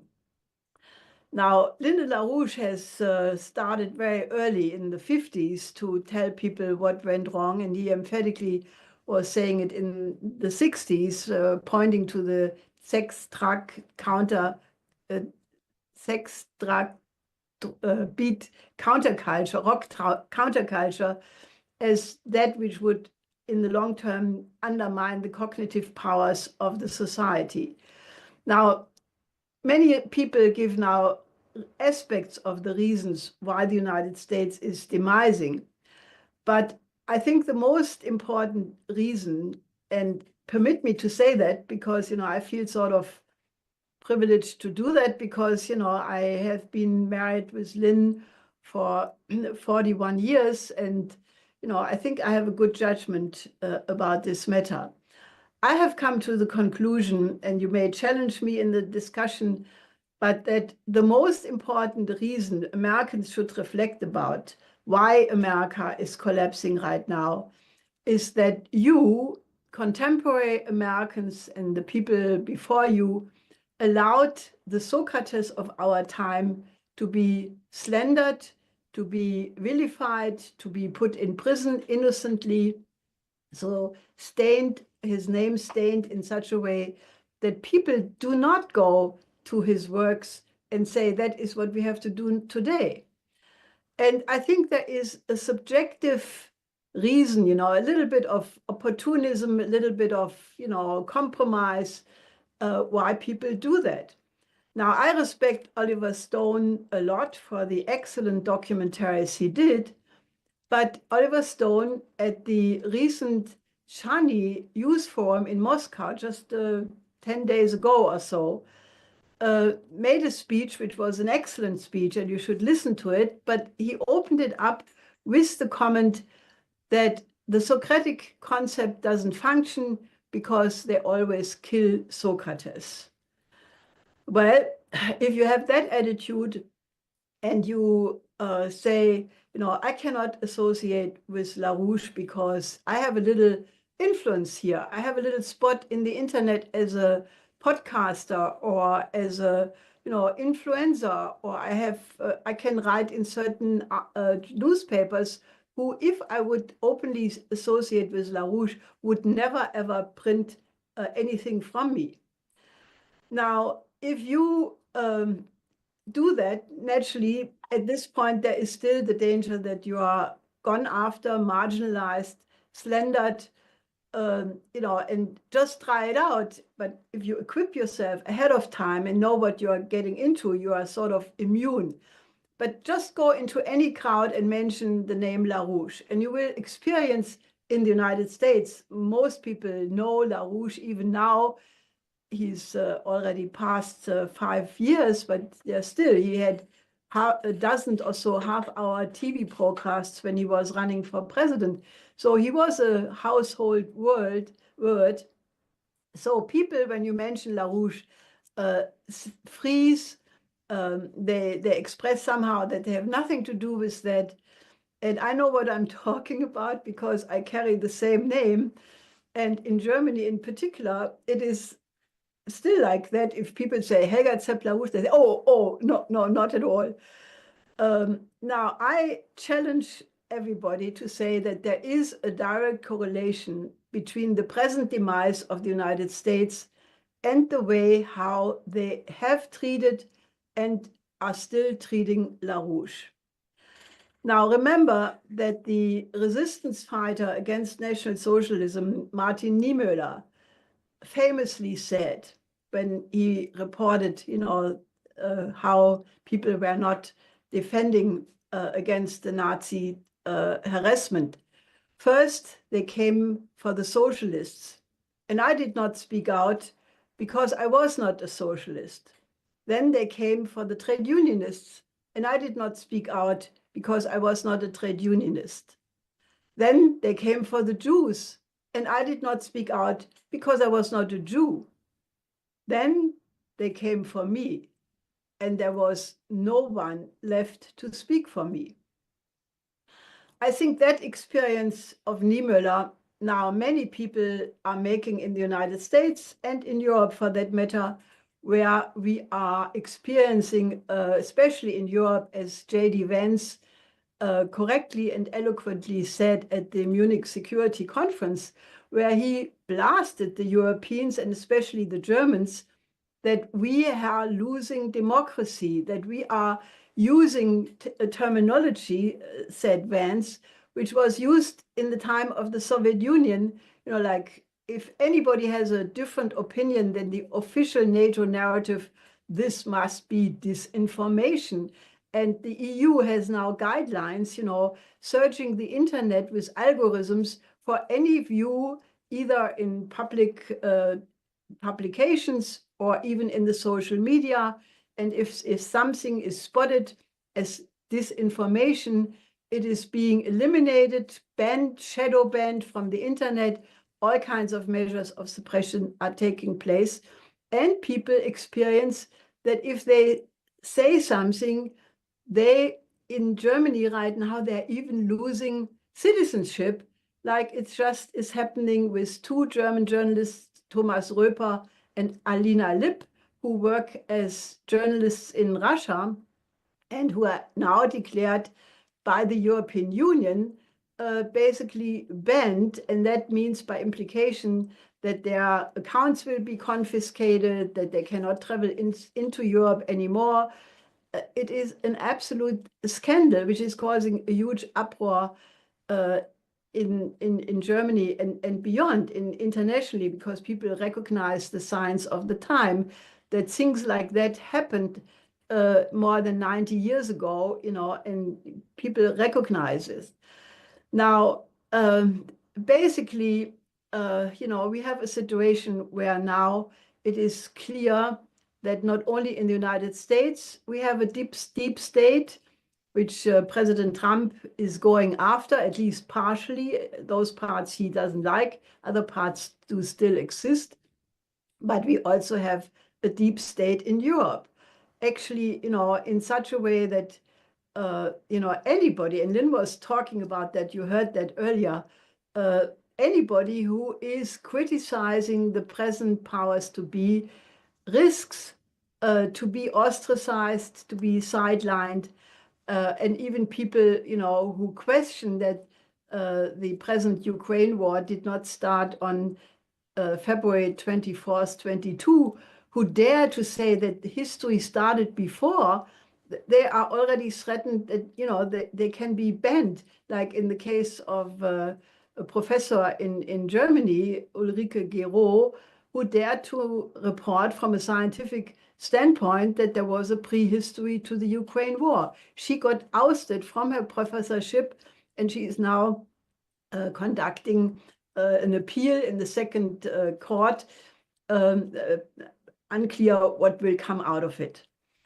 So, coming back to Lynn, if people would have responded to the unbelievable events of the time, I mean, I can only tell you, in the 70s and the beginning of the 80s, we were a very, very constructive force. We were thinking in terms of, development programs. We had an incredible scientific program with the Fusion Energy Foundation. We had an unbelievably beautiful music life. We had around us some of the greatest musicians of the time, Warfield, Prainin, and many, many others. We were thinking in, not only electoral victory, which, we had some successes in '86 in Illinois. Lynn's presidential campaigns had a deeper and deeper impact. But we were thinking about building universities, actually, 3 universities, one in Germany, one in the United States and one in Peru, private universities, and we had hundreds of professors who were willing to do that with us. So, basically, when then the raid occurred, the infamous raid in 1986 in October, where 400 FBI agents and police with armored cars and helicopters and dogs were surrounding our farmhouse in Leesburg, this was meant that we should not survive that. And only because of an unbelievable mobilization, which we immediately started to engage, calling up all our friends and contacts in Europe, in Asia, in Latin America, elsewhere. And we started a campaign to call the White House, and the White House obviously intervened and called off this assault. Now, people should have reacted to that, but instead of doing that, they sort of accepted it. And what you experience now, like Scott Ritter having his passport taken away at the airport, many things like that, this is all the result of not having acted. And President Trump himself, I mean, when the first term of Trump happened, the Russiagate story, which we knew was a lie, he could have recognized, if he would have paid attention to it earlier, that it was the same apparatus which went after him, which had prosecuted Lyndon LaRouche. He could have used his powers, he could have released all the FBI documents and other documents pertaining to Russiagate. Well, he's now back in office and he has made certain appointments which clearly indicate that he has learned the lesson and he's going after this apparatus. But Tulsi Gabbard recently, basically said that this apparatus is still out to potentially kill President Trump. So this is not an unserious matter. This is something of life and death of possibly the whole human civilization. Now, basically, the good thing is you can, neutralize Socrates, and they neutralized Lynn during his lifetime to a very large extent. One unfortunately has to acknowledge that. But the good thing is you cannot kill ideas. And he has left us an enormous work load of written articles, of beautiful videos of which you got a certain taste of. And, we can make these ideas alive. Now, to give justice to what Lynn's life work is, I probably would need a week or a year or whatever. I can only touch upon some of the ideas. I mean, he, when Diane was saying earlier, that without Lynn, she would not have known all these scientists and artists and so forth. That is not only true for Diane, that is true for thousands and thousands of people all over the world. Because what Lynn did is he made alive, really alive, the idea fight, the fight of ideas of at least 2,500 years of European history and beyond, but especially European history, the fight of the scientific ideas, the crucial difference of the tradition of Plato and Aristotle. I mean, Lynn, established that it was the Platonic tradition out of which, because of the method of hypothesis, higher hypothesis, and the hypothesis of the higher hypothesis, that it was that tradition which is accountable for every single scientific and artistic discovery for the period after Plato. And why Aristotle, by the same token, with his mechanic and almost deductive method, is maybe good for accounting, but it's not good for discovery. And he revived all the scientists which pursued these two traditions. And Lynn owned these ideas. When he was talking about Leibniz or Gauss or Kepler or any of these people, it was not knowledge which he had sort of like in a footnote, like an academic, but he owned these ideas and he was able to communicate the actual ideas in a real sense. I think Lynn did most not only to rediscover the method of the scientific method of physical economy going back to Leibniz, but I think he developed that science so that any economist who wants to call himself an economist without blushing when he looks into the mirror should go and study Lyndon LaRouche. He developed the very crucial concept of the relationship between energy flux density and the relative potential population density. And this was recognized, no surprise, by Russian scientists, especially Puvis Kuznetsov, who said famously that Lyndon LaRouche will be known in the future probably as the La from LaRouche, because, you know, a big scientific discovery is always given the name of the inventor, like Ampere or, you know, other discoveries like that. So, you know, Lynn discovered the need for the world population to why we must have expanded reproduction, why the world population must grow, and why zero growth is not a condition which allows for durable existence of the human species. Now, that obviously put him in direct opposition when the evil Club of Rome appeared with their thesis of limits to growth.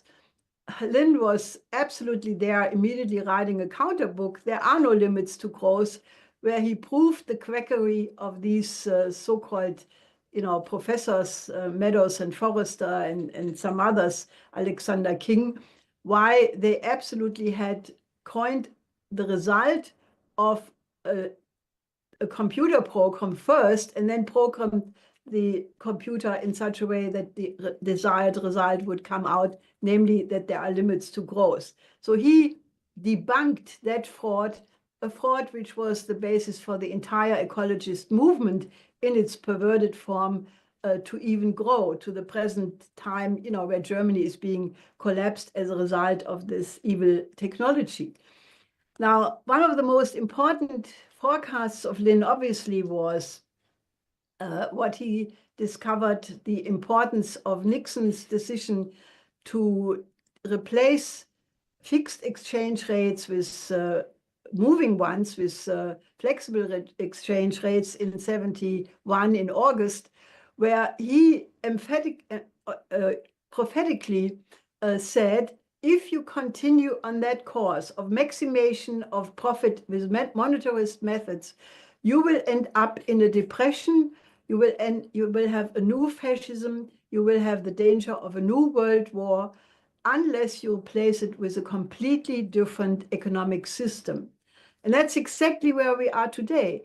And this is why many, many economists, decent economists all over the world, are today saying, if we only would have listened to LaRouche, he prognosed all of what came.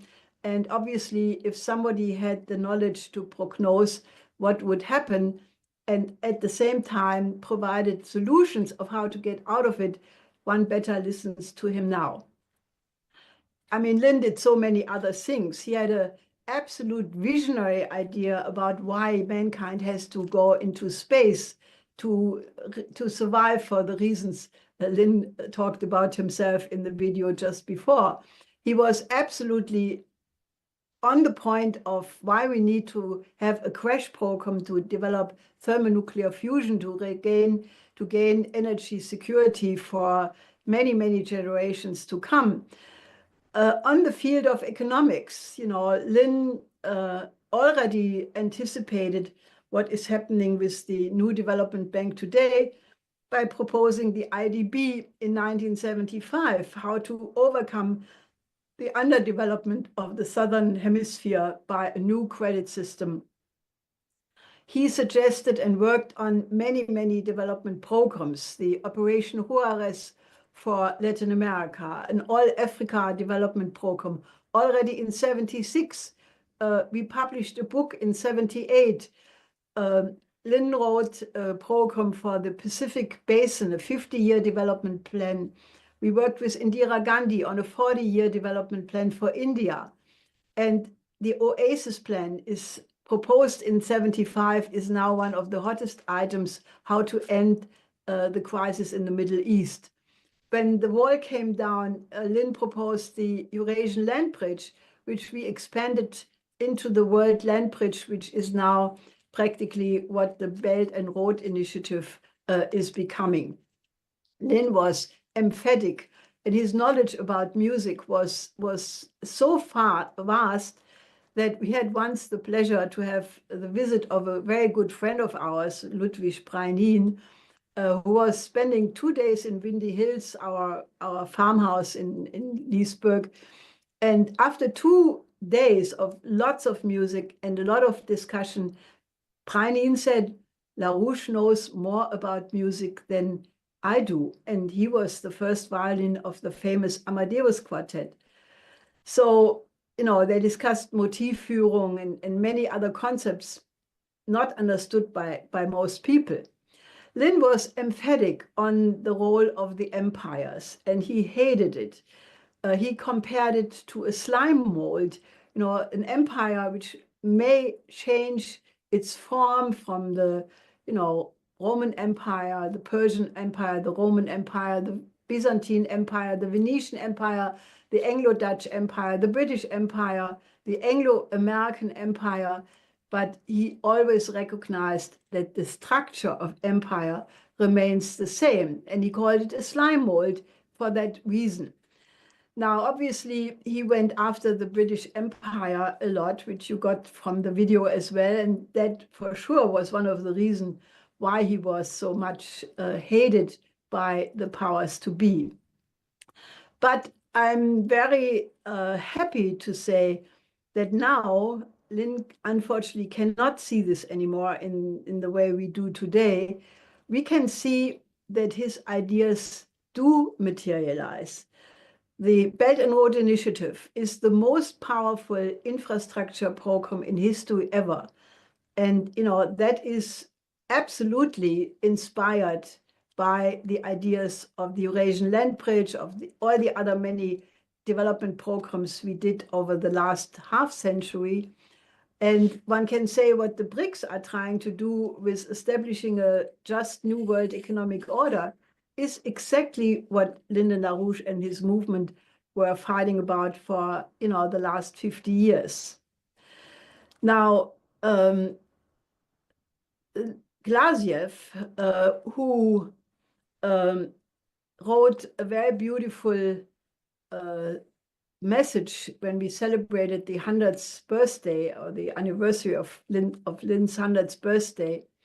And he basically said that those countries who follow LaRouche are successful and those who don't are not. And in this letter to this anniversary, Glaziev wrote, LaRouche's voice was heard very well. We remember him.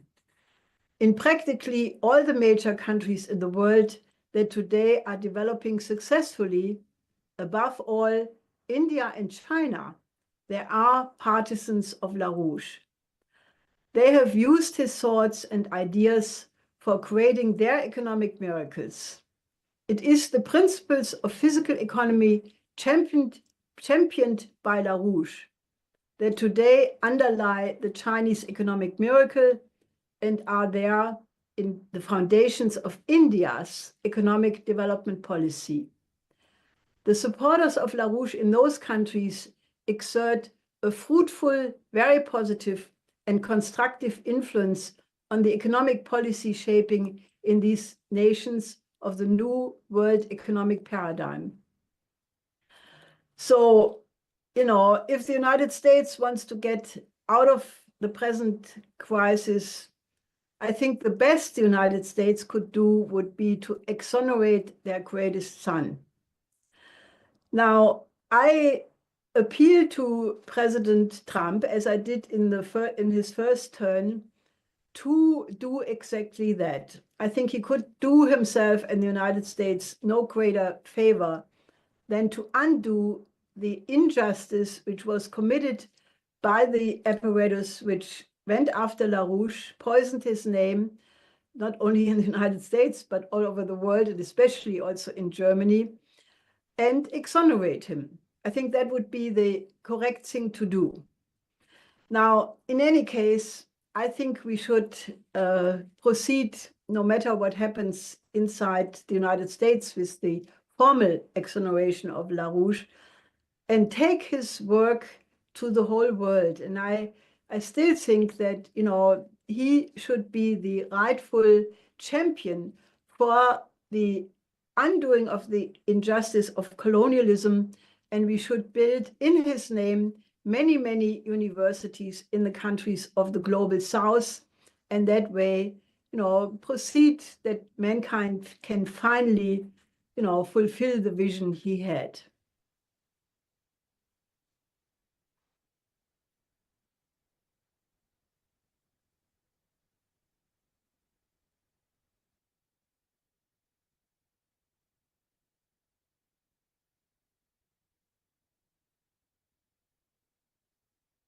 Half hour for questions and discussions. And as I said earlier, whatever question you always wanted to ask Lynn, go for it. Helga's here. We want people online to send in questions to questions@schillerinstitute.org from around the world. We'll try to get those answered. And people in this auditorium, in this ballroom, please line up at the microphone that is there in the middle and has just been turned on, and we'll call on you one by one. But do line up, and unfortunately, you're going to have to stand up, or you can sit at the side, and we'll go about it that way. And then, please, of course, announce your name and who you are, and so that everyone knows. Go right ahead. Yes, hello. I'm Pamela Nobley Conley. And the question that still remains in my mind, which Lynn said, somebody, you know, you heard him say, in another billion years, the sun will be gone, and we got to get out of this universe, and we got to do what we have to do. But then somebody asked, what happened to Mars? That Mars, now proven, could have had water and had other process going on. And I've asked other people this question, and maybe it was just me, but I asked, when I heard this question about Mars, and he said, well, the sun was shutting down. It's lowering its capability to sustain in a billion years, and Mars just was cut off from developing. But it was actually in the universe, the sun, shutting it down. If that's an interesting thought I've had for a long time, did Lynn say that, or I don't think I made it up? Okay, thanks. Helga? Well, I think that Kraft Ericke was a German-American space pioneer, and I can only suggest that you read his writings, because in his description of what an extraterrestrial imperative will do to the human identity, was also saying at some point, that we will encounter many scientific problems where we don't even know how to put the question today, because we have not yet reached the development. And I think, there are areas where we don't know the exact answer, but I can already tell you that once space travel will become more feasible than taking the risk of going with fossil fuels to Mars, which I think Elon Musk is contemplating, and if we have developed, fusion as a propulsion for space travel, so that the time to reach other planets will be shortened dramatically, I think that well before this 1 billion years is past, we will have figured out ways of traveling in space far beyond Mars. And, you know, Voyager recently crossed the border to the next galaxy, leaving our galaxy. Now, we don't know what encounters the Voyager took. I only know that the Voyager spaceship had incredible amounts of human heritage, like musical compositions of Beethoven and many such things. But the reason why I'm saying that is, you know, we are just at the very, very beginning of the exploration of the universe. We know that there are, according to the James Webb telescope, now this was already discovered by the Hubble telescope, 2 trillion galaxies. Now, if that doesn't blow your mind, nothing will, because I have trouble to imagine our galaxy, the Milky Way, you know, but just think 2 trillion galaxies. And, you know, I think that the idea of space travel, space science and space travel is exactly that, you know, that if you just have some look back, some review, the last 10,000 years or 20,000 years since the last ice age, which is nothing from the standpoint of the age of the physical universe, 20,000 years, 10,000 years, and then think how much progress we have made as a human species in that tiny, tiny instant of time, you know, going from a stone age with a stone to kill your neighbor into a smartphone, you know, which connects you with the whole world in a conference call. I mean, that is just a, you know, tiny baby step in what we will be able to discover. So I cannot answer your question concretely, but I can answer it this way.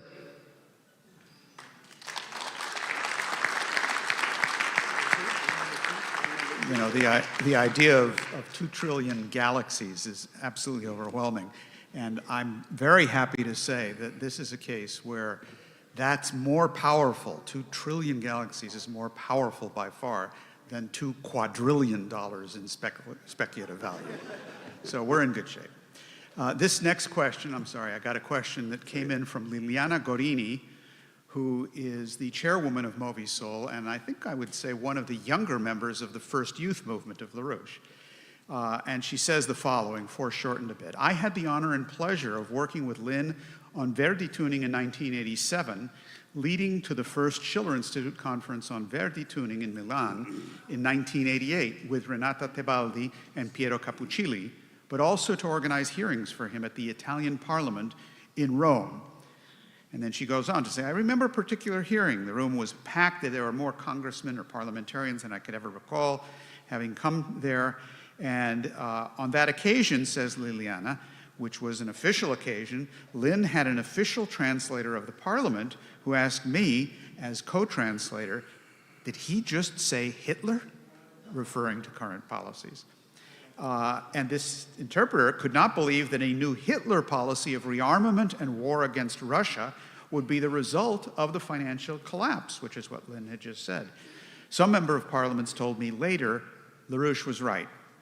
We thought he was exaggerating, but he was totally on the mark about the consequences of a financial collapse.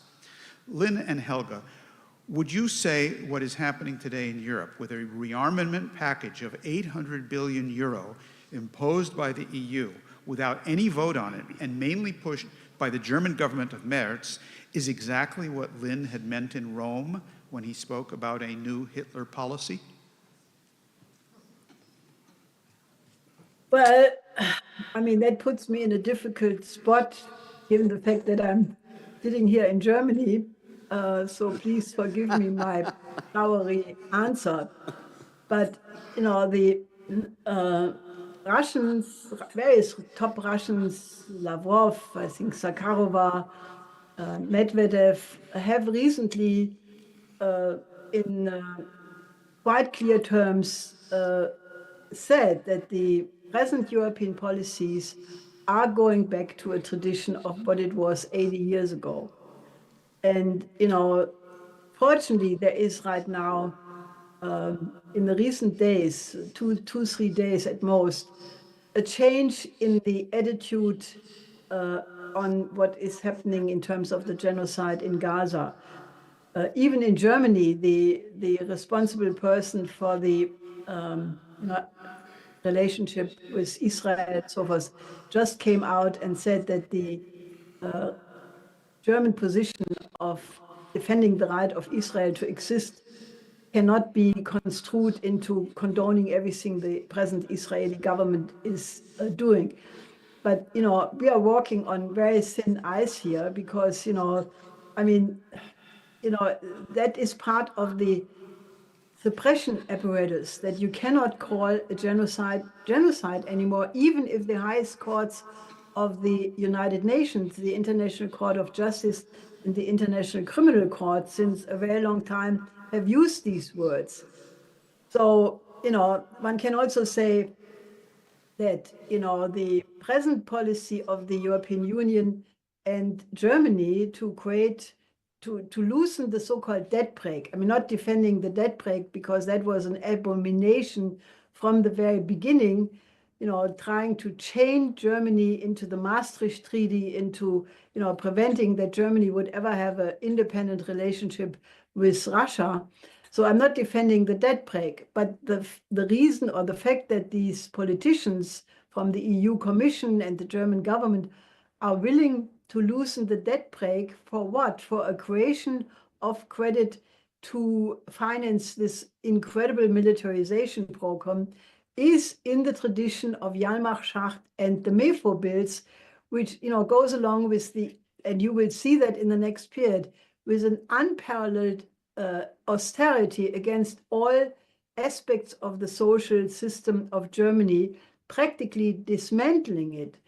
So, then you can see the policies, why are the Europeans, or especially the so-called coalition of the willing, siding so clearly with the Ukrainian government? Again, I leave it to your imagination of what is the implication here. So, I think one does well to look at these wise words of Lynn. Lynn wrote many, and said many things which, at that time, people probably thought were, outrageous, exaggerated. But if you look at it now, every single prognosis of Lynn has turned out to be absolutely true. So read what Lynn has been saying and apply it to the present, and you will be absolutely on the mark. Thank you, Helga. Diane, Sare has something to add on this subject. What I just wanted to add on this is we cannot forget what Lynn said, I think it was July 25th, 2007, which is the biggest vulnerability of the Trump administration. He said there is no possibility of a non-collapse, none. Is Europe capable of producing $800 billion worth of weapons? No. The issue is the bubble. The issue is that they have no understanding of the principles of physical economy. So that the population, where does the fascism come from, the Schachtian fascism? That we, the people, are seen as merely appendages to be looted to try and sustain a system which is fundamentally bankrupt. And this is the thing that everybody has to understand. And I wanted to add yesterday, because I was thinking in the afternoon panel, what happened in New York on these wind turbines. So many people, the fishermen, the farmers, myself, were very happy that Trump banned all of these silly wind turbines in New York. But then, what do you hear? Somehow, Governor Hochul has done something where they're all back on. So what is it? That is, people were only too happy to sell their birthright for a bowl of pottage. That is, The electricians union, I had this when I was running for office. Oh, you can't oppose the wind turbines, that's where we're getting our jobs. We saw it in 2007 with the auto workers. Lynn had a plan to retool all the auto plants, to build infrastructure that we urgently needed, the nuclear power plants he spoke of. What happened? The best of the auto workers, people who were working with us, were willing to take a retirement package to get some money for personal survival and let the world go to hell. And therefore, I think that it's very urgent that we see where we actually are. Helga's point emphatically has been, the system is over. It is over. And they can print as much money as they want for as many wars as they want. It will not save the system. It may kill us all. But I think that is the issue of the 800 billion euros for Europe and the US, because guess who would be producing those weapons, which are largely more and more dysfunctional because of the collapse of our economy, which also underscores that it is a bubble, but the United States. That's it.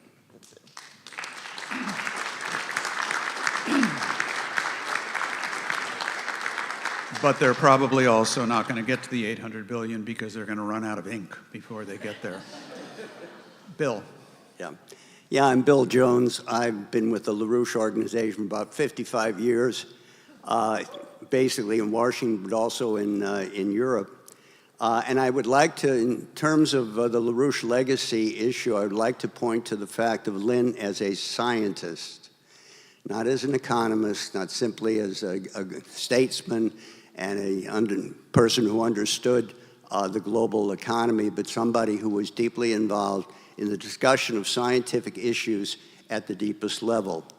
Helga mentioned the role of the FEF in the beginning, where we, because of a certain concatenation of circumstances at the time, fusion energy, which was understood by about a few hundred scientists who were engaged in it, was not known by the American population. And we, Lynn, who had been talking about it since 1968, around 1972, decided that we have got to take the point on this to bring the knowledge of this to the American public. That opened up a lot of scientific layers who were working in their little, laboratories and hoping that this would result in something. All of a sudden had people who were on the street passing out leaflets to the general population saying we got to have fusion energy.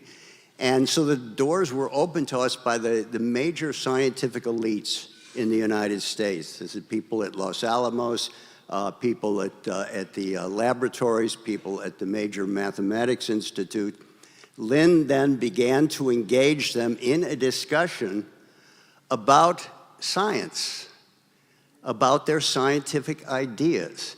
He didn't have a PhD from MIT, but Lynn had a better education because he was self-educated. So he was at the most important institution of the time, which was his own mind. And he could engage them on these issues. And I could give examples of him speaking to the head of the Courant Institute and the top mathematician who was in charge of the fusion program, and in a seminar where he criticized Maxwell's equations. And as a result of that, the head, Harold Grad, went and worked out a paper refuting Maxwell.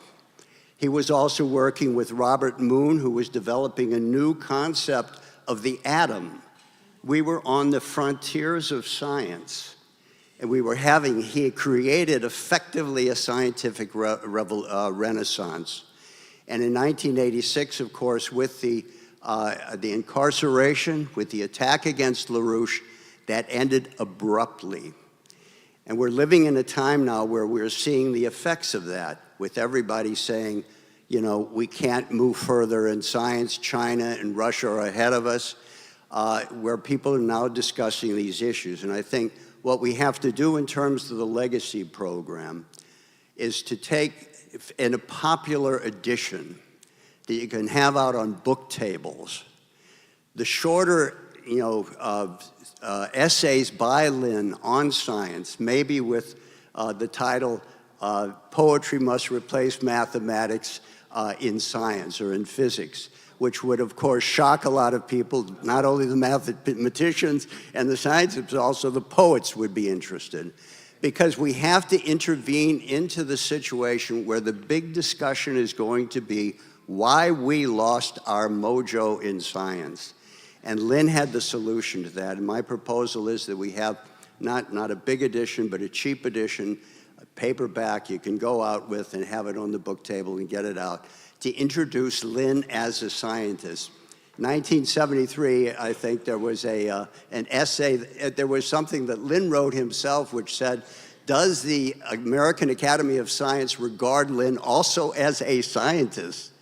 Because they had read up a paper that he did on Moon Mars. John Logsdon, who was the head of the science group at GW University, not a friend of Lynn's, never positive towards us, praised that paper as being a major scientific intervention. I think this is something that is an important flank that we have to use to get out on a broader basis. Thank you. Okay, thanks. That's an interesting proposal on the table. I should say that Volume 3, next one, coming out not next week, but this year, is focused on Lynn's scientific writings. Bill is talking about a popular edition, a cheaper edition. Not to say that this is unpopular, but I think what he's talking about is something that we could really get out in the hundreds of thousands or millions. Interesting idea. Anybody else standing in line there? Number 3.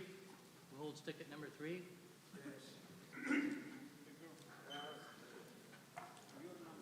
Yes, I heartily agree with the LaRouche. Get this up here. You want to identify yourself first, please? I'm Frank Pierce. I have a long but very broken history.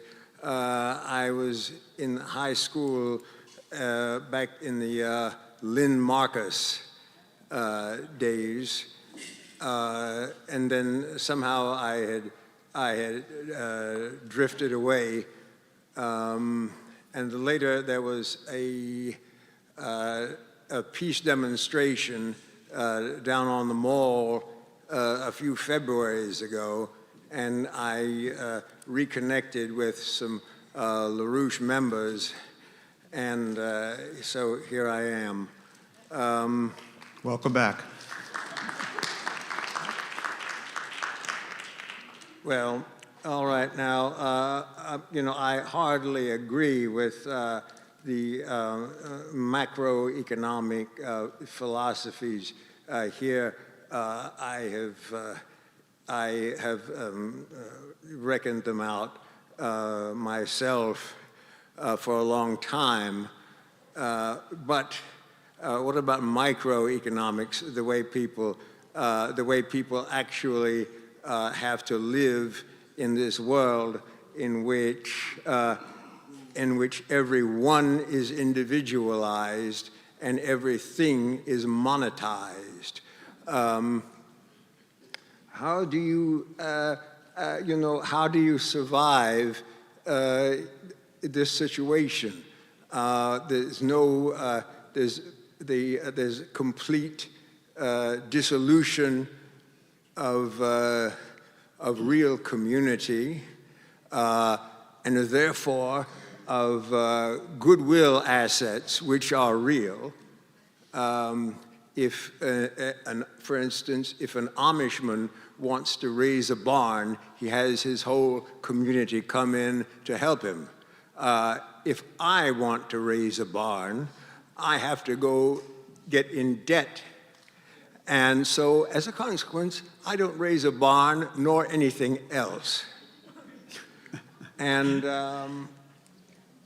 what is the design for living, for the reestablishment of the community, of the commons or the croft, or whatever you would call it, of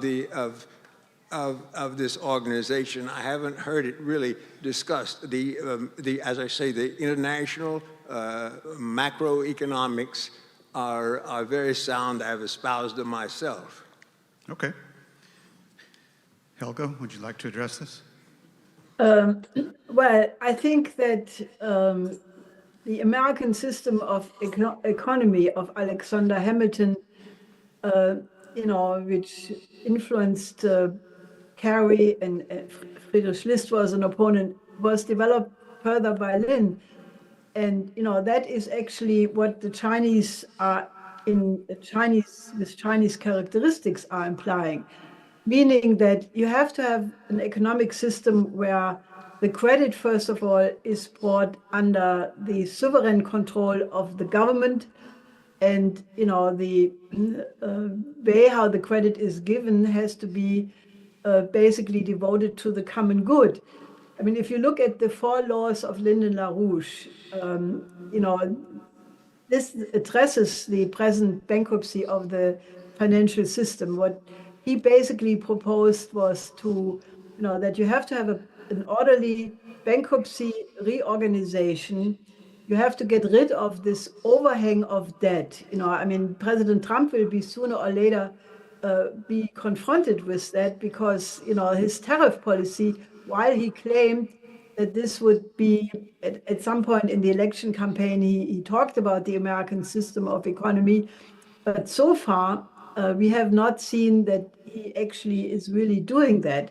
The tariff policy is completely misunderstood. The tariff policy, which was implemented by the early founding fathers, was against the British Empire free trade to protect the nascent American economy. But now the US and world economy are completely interwoven, and tariffs, are very counterproductive. What Lyndon LaRouche proposed instead was to basically, have a point of reorganization whereby, the first step is to put the commercial banks under state protection because they are the instrument for which credit is being given to the entrepreneur, to the trade people, to the farmers. So that has to be maintained. And then you have to tell to the investment banks and the entire speculative apparatus, which became gigantic after the deregulation proceeded after the abolition of Glass-Steagall in '99. This took enormous dimensions. You have to tell these investment banks that they have to bring the books in order on their own without having access to the taxpayer bailout. If they cannot make their books look good, well, then they have to go out of business. We don't need them. We need to have a national banking system whereby the idea that tax policy is giving thanks to those people who do something in the common good. That includes every area from basic research and development to industrial investment, farming, trade, all the things which provide for the well-being and increase of the living standard of the population should have enormous benefits, and everything which contributes to speculation is basically ruled out because of an appropriate taxation policy, which makes it de facto impossible. Now, if you do that, then there is no reason why you cannot apply a sound credit policy like it was developed, for example, by Wilhelm Lauterbach, who proposed in 1931 to at that time, the economic ministry in Germany, a plan of creation of productive jobs, which, if it would have been implemented, would have prevented Hitler's rise to power. That has been acknowledged even by some economists in the meantime. And what Lauterbach said, being in the tradition of this American system, he said, what you have to do is you have to issue credit for anything the economy would be investing in if it would function well. The only difference is it's not functioning well, and by giving the credit for areas, which you want to become well, you create them.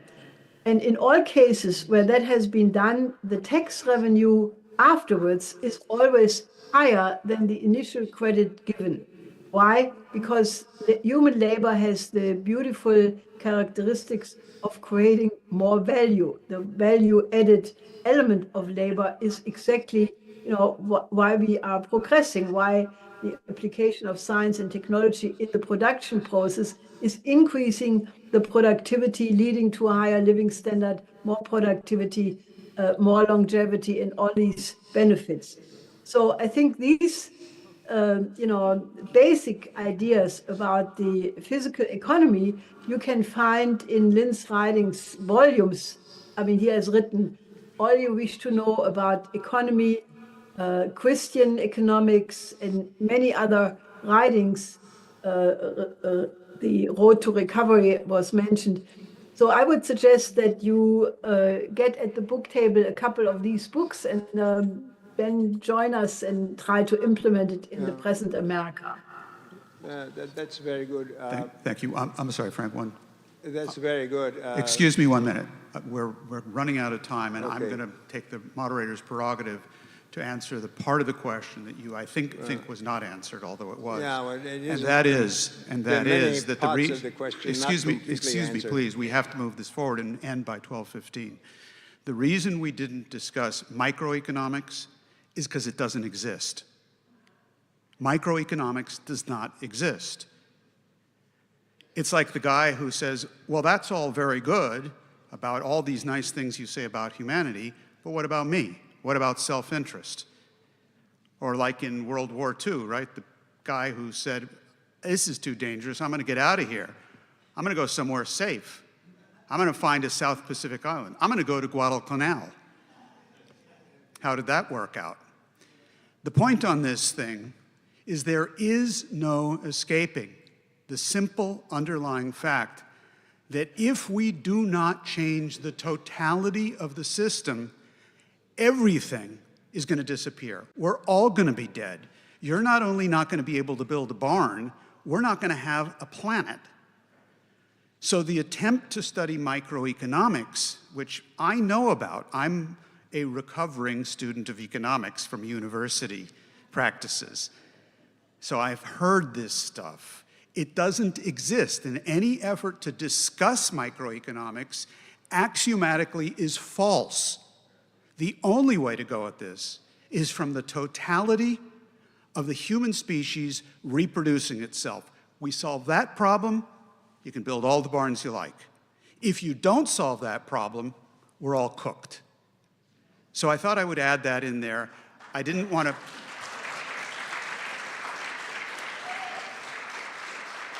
I don't mean to cut you off, but we do have time. We don't even have time for it, but we're going to take one last question, and I'm going to ask both Diane and Helga in their responses to make that their closing comment for this panel. We'll try to get to more questions later. Who's next, Charles? We'll see. You want to give it up? Okay, cool. Go right ahead. Oh, yeah, you're all right. Yeah, go. Your name? My name is Carla Figueiredo, and I'll try to make this short because I know we're running low on time. But to kind of, my question is, what kind of movement or political apparatus can we, or can I, as a young person, continue to try and build to break a hole in this veil of repression that we're seeing with this Anglo Wall Street cabal that we are we've all been put under, and how can I, not in Lyndon LaRouche's words, his intent was to try to educate as many young people as possible so that we can continue to grow our country economically and grow as a world with skilled and well-paid laborers. But how can I also, even though I am, how can I continue to find impassioned young people who can try to do the work to follow in Lyndon LaRouche's teachings and footsteps? Thank you for that. Let's ask Diane to respond first, and then Helga, and the rest of the answer to that question will come in the next panel. Diane? Great, thanks very much. And I would say what you will see in the next panels, the next two panels with the younger organizers on the principal differences between man and beast, and then the panel on science is critical because LaRouche titled his autobiography, The Power of Reason. And that's kind of an amazing idea. And particularly in a period of crisis, if we each cultivate our own capacity to be a Socrates among our more backward friends and neighbors, then they are going to become drawn into that, especially in a crisis. And I think this question of dialogue is really critical, but from the standpoint of what you just saw demonstrated, which is we don't go along with ideas which are wrong. Part of the hazard of the culture we have today is you're not allowed to say that something doesn't work or it's not true. And I think in the bygone era when the United States used to produce things and manufacture things, if you're building a bridge, whether something is 7 inches or 7 feet makes a very big difference. Today, if someone says, well, I say it's 7 inches, and someone says, well, that actually won't work, it's 7 feet, the person who said 7 inches is given all kinds of counselors in a special safe room where they can protect themselves, right? And we go overboard to protect people's right to cling to opinions that will doom civilization. And I, as Socrates did and as Lyndon LaRouche did, believe strongly that every person inside themselves actually has a principle of truthfulness, no matter how much it's been suppressed, oppressed. So by you taking personal responsibility to be the courageous one, to tell the truth, to go against the grain, and work with us, work with our younger people. I think we need to have a much bigger presence in the field and all kinds of things to be able to have these dialogues. We'll find that we can make these ideas grow and spread. And it's a very personal question, I think, for every single one in this room, I hope, what you're asking, because I think our time is short in terms of getting this shift that's urgently needed, and I think that younger people are going to be absolutely critical. So thank you. Thank you. Thank you, Diane. Helga, for your either response to that or final comments to close out this panel, please. Well, I think that if Lyndon LaRouche would be here, he probably would tell you that you must take responsibility for what will happen to the world. Now, he said that to us, to me in particular, he said, you are responsible for Europe. At a moment where there was absolutely no organization in Europe, we had no office, nothing. And it took me several months to think about that, what does he actually mean? And I think it has to do a lot with to reject one of the ideas many young people have these days. If you tell them you have to consider there's genocide in Gaza, there is 600 million people, no electricity in Africa, you find many times a response where people say, oh, what does this have to do with me? I don't go there, because this would interfere with my whatever. If you reject that and say, and Schiller actually at his time said that the most important requirement of his time was the development of what he called, the German word is Empfindungsvermögen. The English word, which doesn't quite capture it, but is close, is empathy.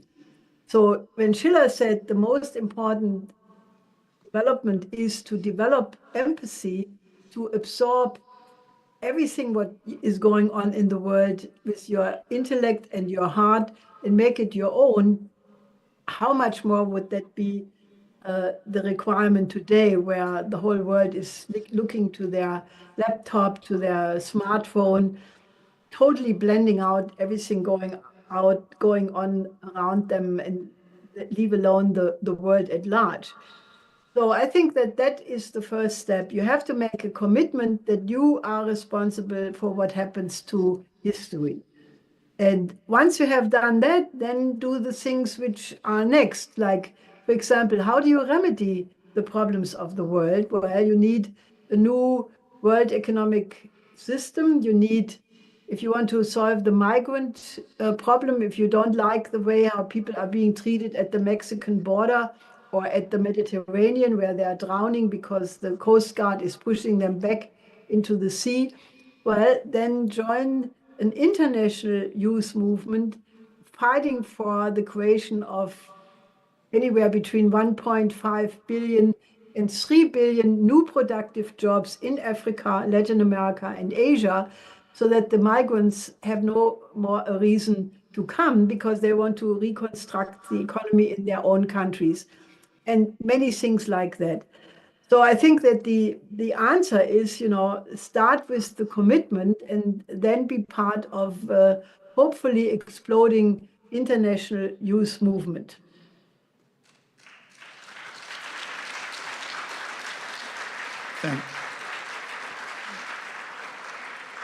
Thank you, Helga. Thank you, everybody. And I would just also add that it's really a lot of fun.